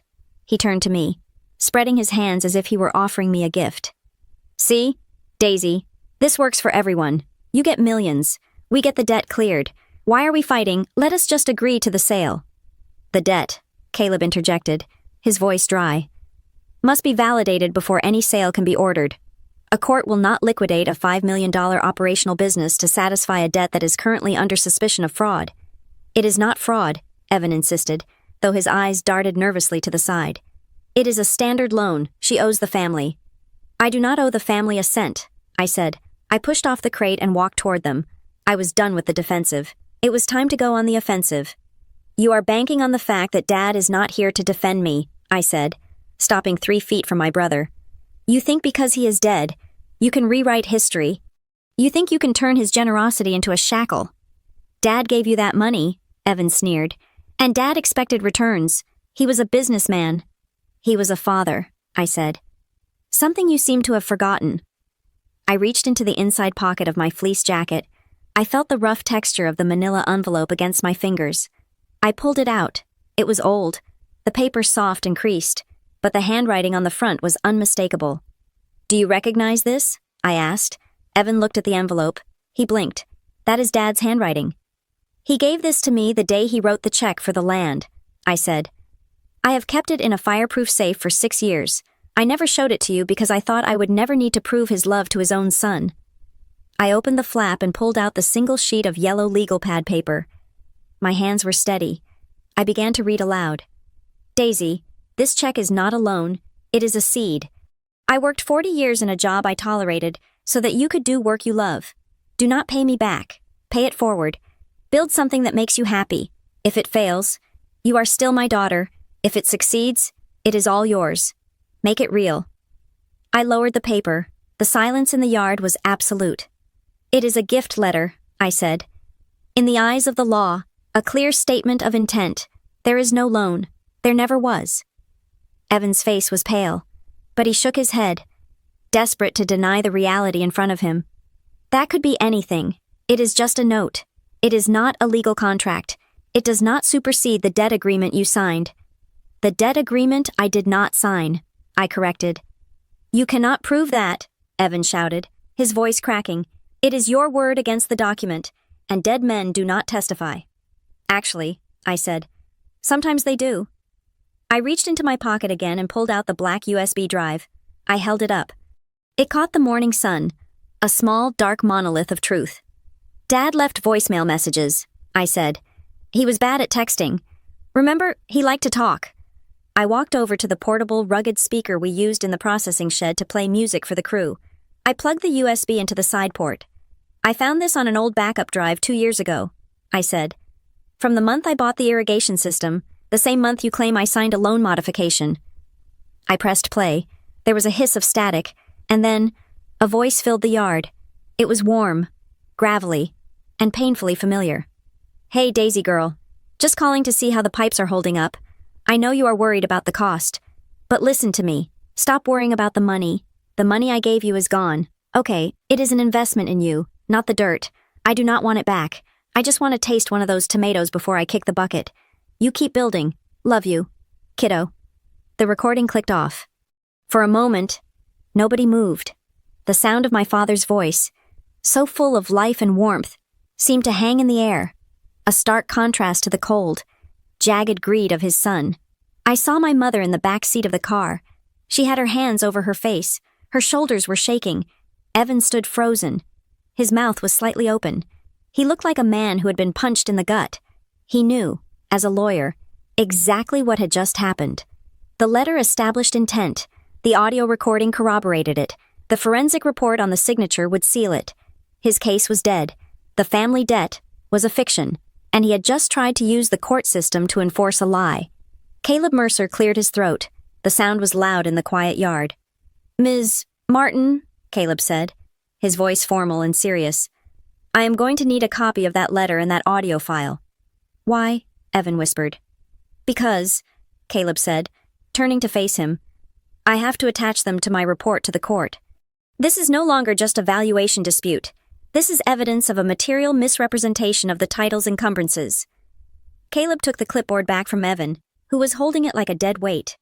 "I am flagging this file for immediate fraud review," Caleb said. "Mr. Martin, I strongly suggest you retain your own counsel, because if you filed a foreclosure based on a debt you knew was fictitious, you are going to be facing sanctions from the Bar Association, and possibly the district attorney." Evan took a step back. He looked at the house. He looked at the greenhouses. He looked at me. The arrogance was gone, replaced by the terrified realization that he had bet his entire life on this bluff. And he had lost. Rowan Pike stepped forward. She placed a hand on my shoulder, a gesture of solidarity that felt like armor. "Mr. Mercer," Rowan said, "Marrow and Slate will be happy to provide a notarized affidavit regarding Daisy's revenue history and business solvency. We can also provide legal support if Ms. Martin requires it to defend against these predatory filings." "That would be helpful," Caleb said, making a note. "You." Evan pointed a shaking finger at me. "You set me up. You let me walk into this." "I invited you for coffee," I said. "You brought the court order." Suddenly, the back door of the sedan flew open. My mother stumbled out. She did not look at Evan. She walked straight toward me, her face streaked with tears, her makeup ruined. "Daisy," she choked out. "Daisy, please, stop this." "I did not start it. Mom," I said. "He is your brother," she wailed, grabbing my arm. "He made a mistake. We all made mistakes, but you cannot let the police get involved. You cannot let him lose his license. It will destroy the family." "The family?" I asked, looking down at her hands gripping my sleeve. "You mean the family that told everyone I was a failure? The family that planned to sell my home to pay for a bad investment? We were desperate," she cried. "Daisy, please, you have so much now. Look at all this. You have millions. You can help us. Why do you have to be so cruel? Why do you have to shame us like this?" "Shame you." I stepped back, breaking her grip. "You shamed me for 6 years," I said, my voice trembling with the first real anger I had let show. "You told the neighbors I was crazy. You told the family I was on welfare. You let me eat Christmas dinner alone because I wasn't successful enough to sit at the grown-up table. You watched me struggle and you laughed." I pointed at the house. "I built this alone, when I was cold. You weren't here. When the crop failed, you weren't here. Now that it is worth $4 million, suddenly we are family. We are your blood," she sobbed. "Blood is a biological accident," I said. "Loyalty is a choice. And you chose Evan." Evan had seen enough. He realized that the longer he stayed, the more evidence he was providing for his own prosecution. He was cutting his losses. "Get in the car, Mom," he yelled. "We are leaving." "Evan, talk to her," Diane pleaded. "It is over," Evan screamed. "Get in the car." He grabbed her arm and practically threw her into the back seat. He scrambled into the driver's seat, not bothering with the seatbelt. He slammed the door and gunned the engine. The car lurched backward, tires spinning on the loose gravel. In his haste, he did not notice that his briefcase, which he had set on the roof of the car while signing Caleb's form, slid off. It hit the ground with a heavy thud, spilling open. Evan did not stop. He threw the car into drive and sped out of the gate, leaving a cloud of dust and his dignity behind. I walked over to the fallen briefcase. Papers were scattered across the driveway. Caleb and Rowan followed me. I knelt down and picked up a thick document that had slid out of a blue folder. It was not a legal brief. It was a contract. The title at the top read, Letter of Intent, Exclusive Option to Purchase. The parties listed were Apex Horizon Holdings, Evans Shell Company, and Sunray Logistics Group. I scanned the first page. It was an agreement to sell the Martin property for $1.2 million, contingent on the acquisition of the senior water rights. But it was the date that stopped my heart. The document was dated 3 months ago. Evan had sold my farm before he even filed the foreclosure. He had been planning this for a quarter of a year, while I was having Sunday dinner at their house, listening to them complain about the weather. He had been negotiating the price of my destruction. I stood up, holding the document. "Mr. Mercer?" I said, handing it to him. "I think you should see this." Caleb took the paper. He read the header. His eyes narrowed. "This is an intent to sell an asset he did not own," Caleb said.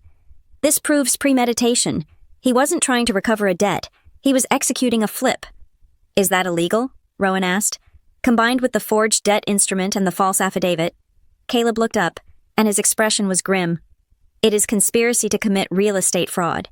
And since he used the mail to send the foreclosure notice, it might be federal." I looked at the dust cloud settling on the horizon. "He wanted to sell the water," I whispered. "He didn't care about the land. He just wanted the water." "Well," Rowan said, putting her arm around my shoulders, "he is going to be in hot water now." I did not laugh. I felt a profound, hollowing sadness. I had won. I had saved the farm. I had proven my worth. But I had lost the last illusion that my family loved me. "Let us finish the paperwork. Mr. Mercer," I said, turning back to the house. "I have a harvest to get out." The document Evan had dropped in the gravel was not just a piece of paper. It was a map of his intent. I sat in my office, the blinds drawn against the afternoon sun, and ran the crumpled pages through my high-resolution scanner. I sent the file to Sarah, my attorney in Chicago, with a subject line that simply read, "The Smoking Gun." 10 minutes later, my phone buzzed. "He sold it," Sarah said. She did not say hello. Her voice was tight with the specific kind of professional outrage that good lawyers get when they see bad lawyers doing something stupid and illegal. "He actually entered into a purchase agreement for a property he does not hold title to. He sold it for $1.2 million, I said, looking at the figure on my screen. "Contingent on the water rights. He was going to stiff you," Sarah said. "He was going to foreclose for the fake $750,000 debt, pay off his own bridge loan, and then pocket the difference from this sale. He was going to walk away with nearly $500,000 of your equity. Daisy, this isn't just a property dispute anymore. This is a conspiracy to defraud." "Do we have enough to bury the motion?" I asked. "Daisy, we have enough to bury him," Sarah replied. "I am drafting the response now. We are not just asking for a dismissal. We are filing a cross-complaint for abuse of process and malicious prosecution, and I'm attaching this contract as Exhibit A for motive." While Sarah worked on the legal architecture of my defense, the second pillar of my counterattack arrived via encrypted email. Arthur Sterling, the forensic document examiner, had completed his analysis. I opened the PDF. It was 12 pages of microscopic details, but the conclusion was summarized in a single, devastating paragraph on page 1. Conclusion. The questioned signature on the familial debt guarantee exhibits static thresholding and pixel aliasing consistent with a low-resolution digital transfer.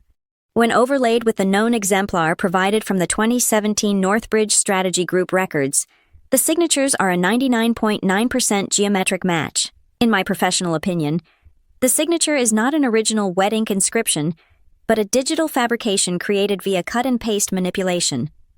I stared at the screen. There it was. Science had caught up with Evan's lies. He had been so lazy, so arrogant, that he had not even bothered to trace the signature. He had just dragged and dropped it, assuming I would never have the resources or the spine to hire an expert. I forwarded the report to Sarah. "File it," I told her. "File everything." By Wednesday afternoon, the legal machinery had ground into motion. We filed our response with the county court. It was a heavy filing. We asked for an immediate dismissal of the foreclosure order. We asked for a permanent restraining order against Evan and my mother to prevent them from entering the property or contacting my clients. And most critically, we filed a motion for sanctions under the State Code of Civil Procedure, accusing Evan of submitting falsified evidence to the court. But the final blow came from an unexpected ally. Caleb Mercer submitted his report. Usually, county assessments take weeks, but Caleb was angry. He had been used as a pawn, and for a man who lived by the rigid code of bureaucratic procedure, that was unforgivable. He fast-tracked the filing. A copy appeared in my secure portal an hour after the courthouse closed. Property status, high-value commercial enterprise, estimated valuation, $4,800,000. Notes, the plaintiff's description of the property as a failing non-operational farm is factually incorrect and appears to be a deliberate misrepresentation intended to undervalue the asset for accelerated seizure. The assessor's office recommends a judicial review of the plaintiff's filing for potential abuse of procedural guidelines. The chessboard was set. I had the king, the queen, and the rooks. Evan was playing with a single pawn, and he had just realized it. But a wounded animal is dangerous, and my family knew how to fight dirty. On Thursday morning, the whisper campaign began. It started with a text from my cousin Mark, a man I had not spoken to in 3 years. Heard you are trying to get Evan disbarred. Pretty ungrateful considering how much your parents helped you get started. Family solves things at home. Daisy, not in court. Then came a voicemail from Aunt Gloria. Her voice was shrill, oscillating between pity and accusation. Daisy, your mother is sick with worry. She says you have become greedy. She says you are sitting on millions of dollars and refusing to help the family out of a jam. How can you be so cold? After everything they did for you, Evan was spinning the narrative. He knew he could not win on the facts, so he was trying to win on sentiment. He was painting me as the villain, the secret millionaire who hoarded wealth while her family suffered, the vindictive sister who was destroying her brother's career over a misunderstanding. He was trying to use the shame of the small town against me. He wanted me to feel the pressure of the community, to buckle under the weight of being the bad daughter. But he had miscalculated one thing. People in our town liked gossip, but they liked money more. By noon, the tone of the messages shifted. The rumor of the $4 million valuation had leaked. A second text from cousin Mark. Wait, is it true about the solar lease? Did Evan really try to sell the place out from under you for $1 million? The cracks were forming. Evan's story that I was a charity case could not survive the revelation that I was actually the richest member of the family. The sympathy was evaporating, replaced by a suspicious curiosity. They did not care if I was ungrateful. They wanted to know how I had made the money. Then, at 4 p.m, the silver sedan returned. I saw it on the security monitors. It stopped at the gate. This time, Evan was not driving. It was just my mother. She parked outside the gate, respecting the boundary I had set, and stood by the intercom. She looked small in the gray afternoon light. She was not wearing her usual armor of designer clothes. She was wearing a simple coat, and her hair was pulled back loosely. I buzzed the gate open. She walked up the long driveway. I met her on the porch. I did not invite her inside. The house was no longer a neutral ground. It was my fortress, and I would not let the enemy within the walls. Evan is not here, she said softly, stopping at the bottom of the steps. He is at his office. He is panicking. Daisy, he says you are going to ruin him. He ruined himself. Mom, I said. I am just the one turning on the lights. She looked up at me, and her eyes were red-rimmed. He is your brother. He made a mistake. He got over his head with this investment, and he thought he could fix it quickly. He did not mean to hurt you. He forged my signature, I said. He tried to evict me from my home. He sold my land to a developer behind my back. Which part of that was not meant to hurt me? Diane sighed, a long, shuddering breath. She reached into her purse. For a second, I tensed. But she only pulled out a single sheet of paper. I can fix this, she said. I told him I would talk to you. I told him that beneath all this hardness, you are still my daughter. She held the paper out. If you sign this, Evan will drop the lawsuit.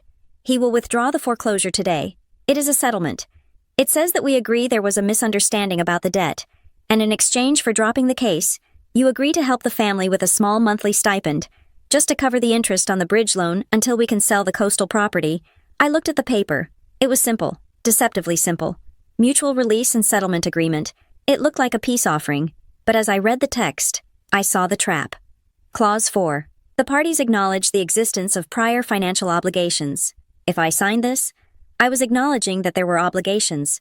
I would be validating the lie that I owed them something. I would be retroactively making the fake debt real. And by agreeing to a stipend, I would be establishing a pattern of payment that they could later use to sue me for more. It was not a truce. It was a way to launder the forgery into a legitimate contract. He wrote this for you, didn't he? I asked. He just wants peace. Mom said, just sign it, Daisy. Put this behind us. If you sign this, we go away. You keep your farm. We keep our dignity. No one goes to jail. No one gets disbarred. Please. She looked at me with that gaze I had known my whole life. The look that said, be a good girl. Take the hit. Save the family. It was the look that had kept me silent for 6 years. It was the look that had made me hide my success because I knew it would threaten them. You know, I said, my voice steady. For years, I wondered why you were so hard on me, why you looked at my dirt-stained hands with such disgust. I thought it was because you wanted better for me. I did, she whispered. No, I said. You wanted better for you. You wanted a daughter you could brag about at the country club. And when I didn't fit that mold, you threw me away. I took the paper from her hand. And now that I have built something valuable, you do not want me. You want the value. You do not want a relationship, Mom. You want a transaction. I tore the paper in half, then I tore it again. Go home, Mom, I said. Tell Evan that if he wants a signature, he can get it on the deposition transcript. Daisy, she gasped, her face crumbling. If you do this, if you go to court tomorrow, there is no coming back. You will break this family apart forever. The family broke apart the day you decided my home was just an asset to be liquidated, I said. I am just sweeping up the pieces. She stared at me for a long moment, waiting for me to crack, waiting for the guilt to work its magic. But the guilt was gone. It had burned up in the fire of their betrayal. She turned and walked back down the driveway. She walked slowly, like an old woman. I watched her go, and I felt nothing but a cool, clear relief. I went back inside. My phone pinged. It was an email from Rowan. Subject contract confirmation, witness availability. Daisy. Attached is a formal affidavit confirming our commercial relationship, the revenue history, and the exclusivity of your supply chain. I have also included a letter of intent to renew for another 5 years at a 15% rate increase. My legal team has reviewed your filing. They say it is solid. I will be in the gallery tomorrow morning. If the judge asks, I am ready to testify that your brother is not just a fraud, but a nuisance to interstate commerce. Sleep well. The sharks are on your side this time. I smiled. It was the first time in my life I had felt protected, not by blood, but by competence, by people who valued me for what I did, not what I could give them. That night, the night before the hearing, I could not sleep. At 2 a.m, I pulled on my boots and walked out to the main greenhouse. The valley was dark, but the greenhouse was glowing softly from the standby lights. I walked inside. The air was warm and smelled of damp earth and growing things. The fans hummed their steady rhythm. I walked down the rows of basil, running my fingers over the leaves. For 6 years, I had hidden this place. I had treated it like a shameful secret. I had let my family believe I was failing because I was afraid that if they knew the truth, they would try to destroy it. And I was right. They had tried. But my mistake wasn't building it. My mistake was the silence. By hiding who I was, I had given them the space to invent their own version of me. I had let them define me as the victim, the failure, the child. I had fed their delusion with my humility. I stopped at the center of the greenhouse, looking up at the thermal screens. Tomorrow, in that courtroom, I was going to do something terrifying. I was going to stop hiding. I was not just going to win a lawsuit.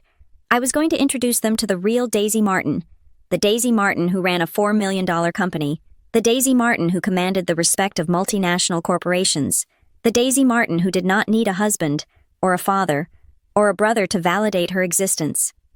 I realized then that the trial was not about the land. The land was safe. The evidence was overwhelming. The trial was a funeral. It was the funeral for the little sister they thought they knew. And I was ready to deliver the eulogy. I turned off the lights in the greenhouse, plunging the room into darkness. But I wasn't afraid of the dark anymore. I knew exactly where I was going. The courtroom smelled of floor wax, stale coffee, and the specific, acrid scent of anxiety. It was 10 a.m. on a Tuesday. and Judge Eleanor Vance sat behind the high bench like a statue carved from granite.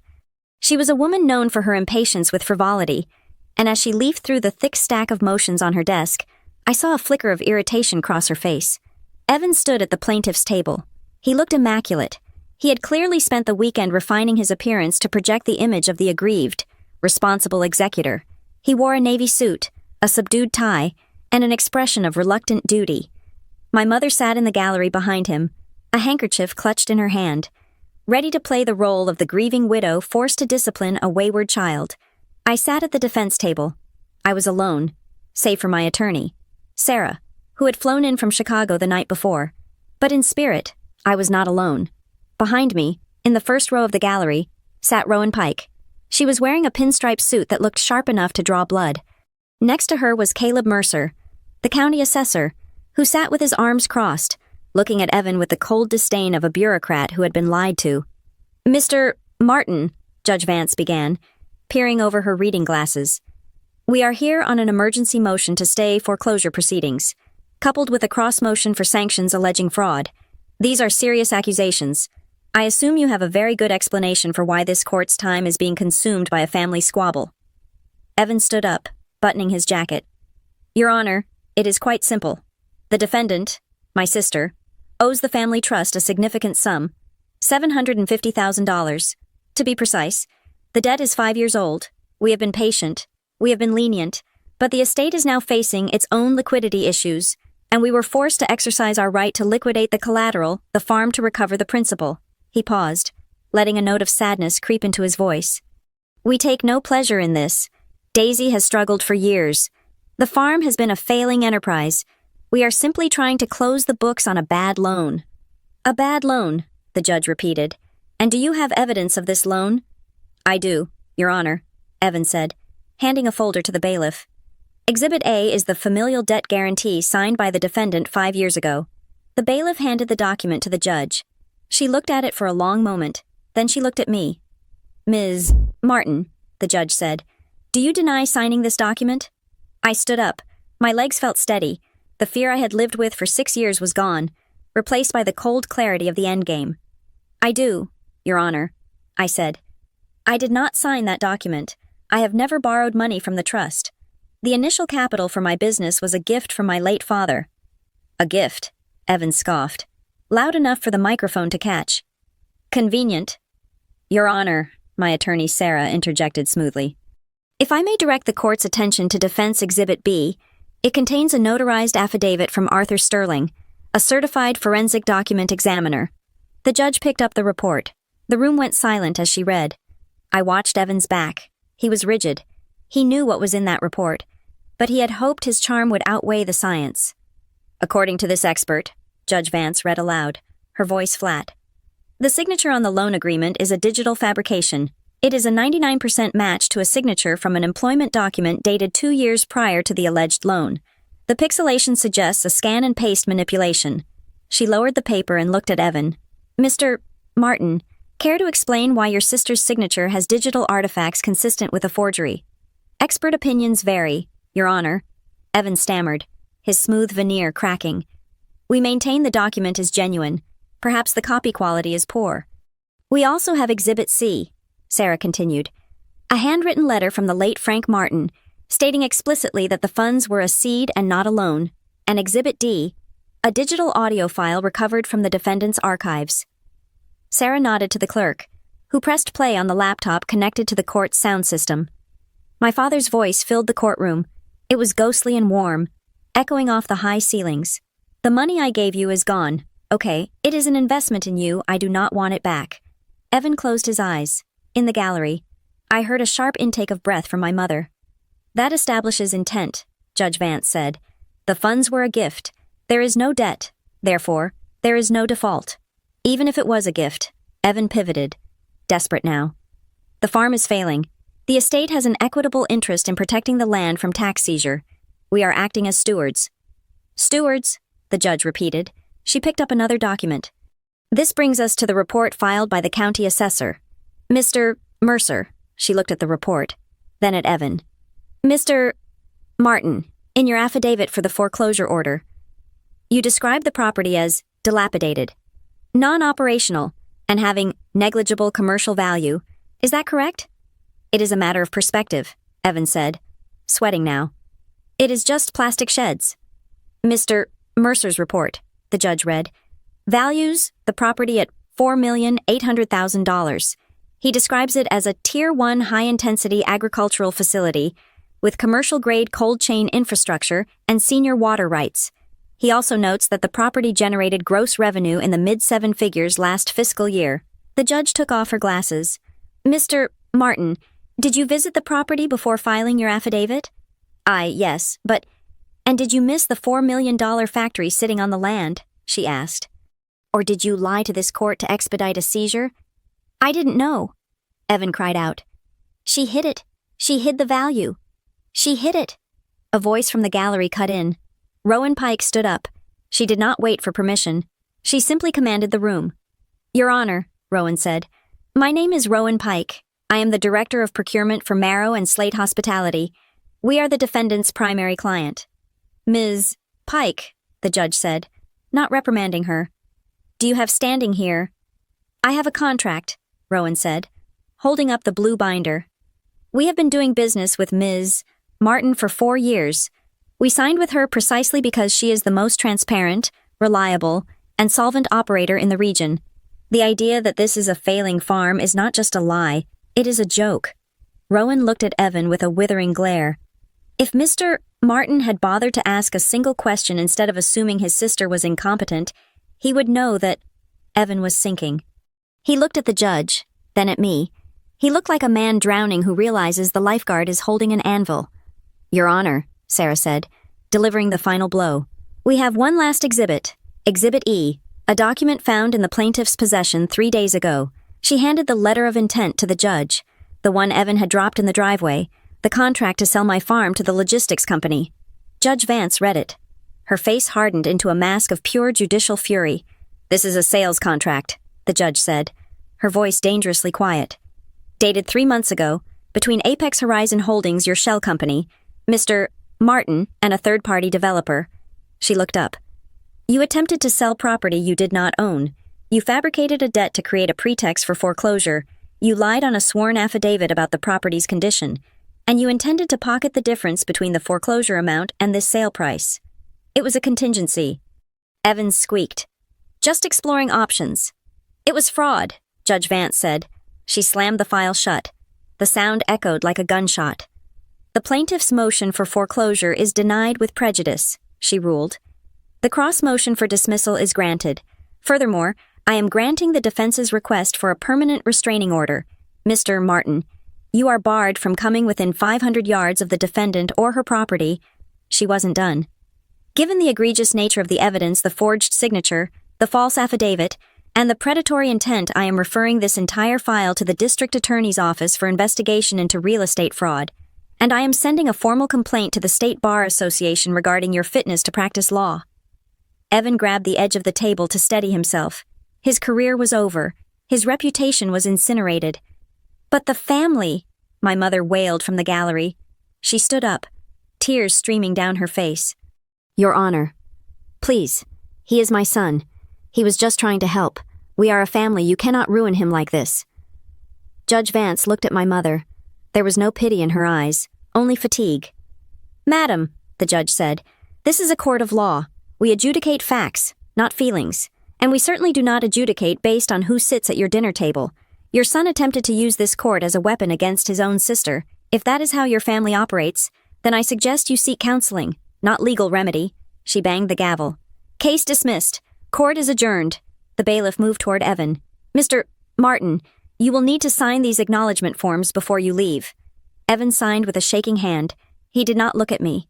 He gathered his papers, shoving them messily into his briefcase, and hurried toward the exit. He looked small. He looked like a child who had been caught stealing from the cookie jar, only to realize the jar was filled with scorpions.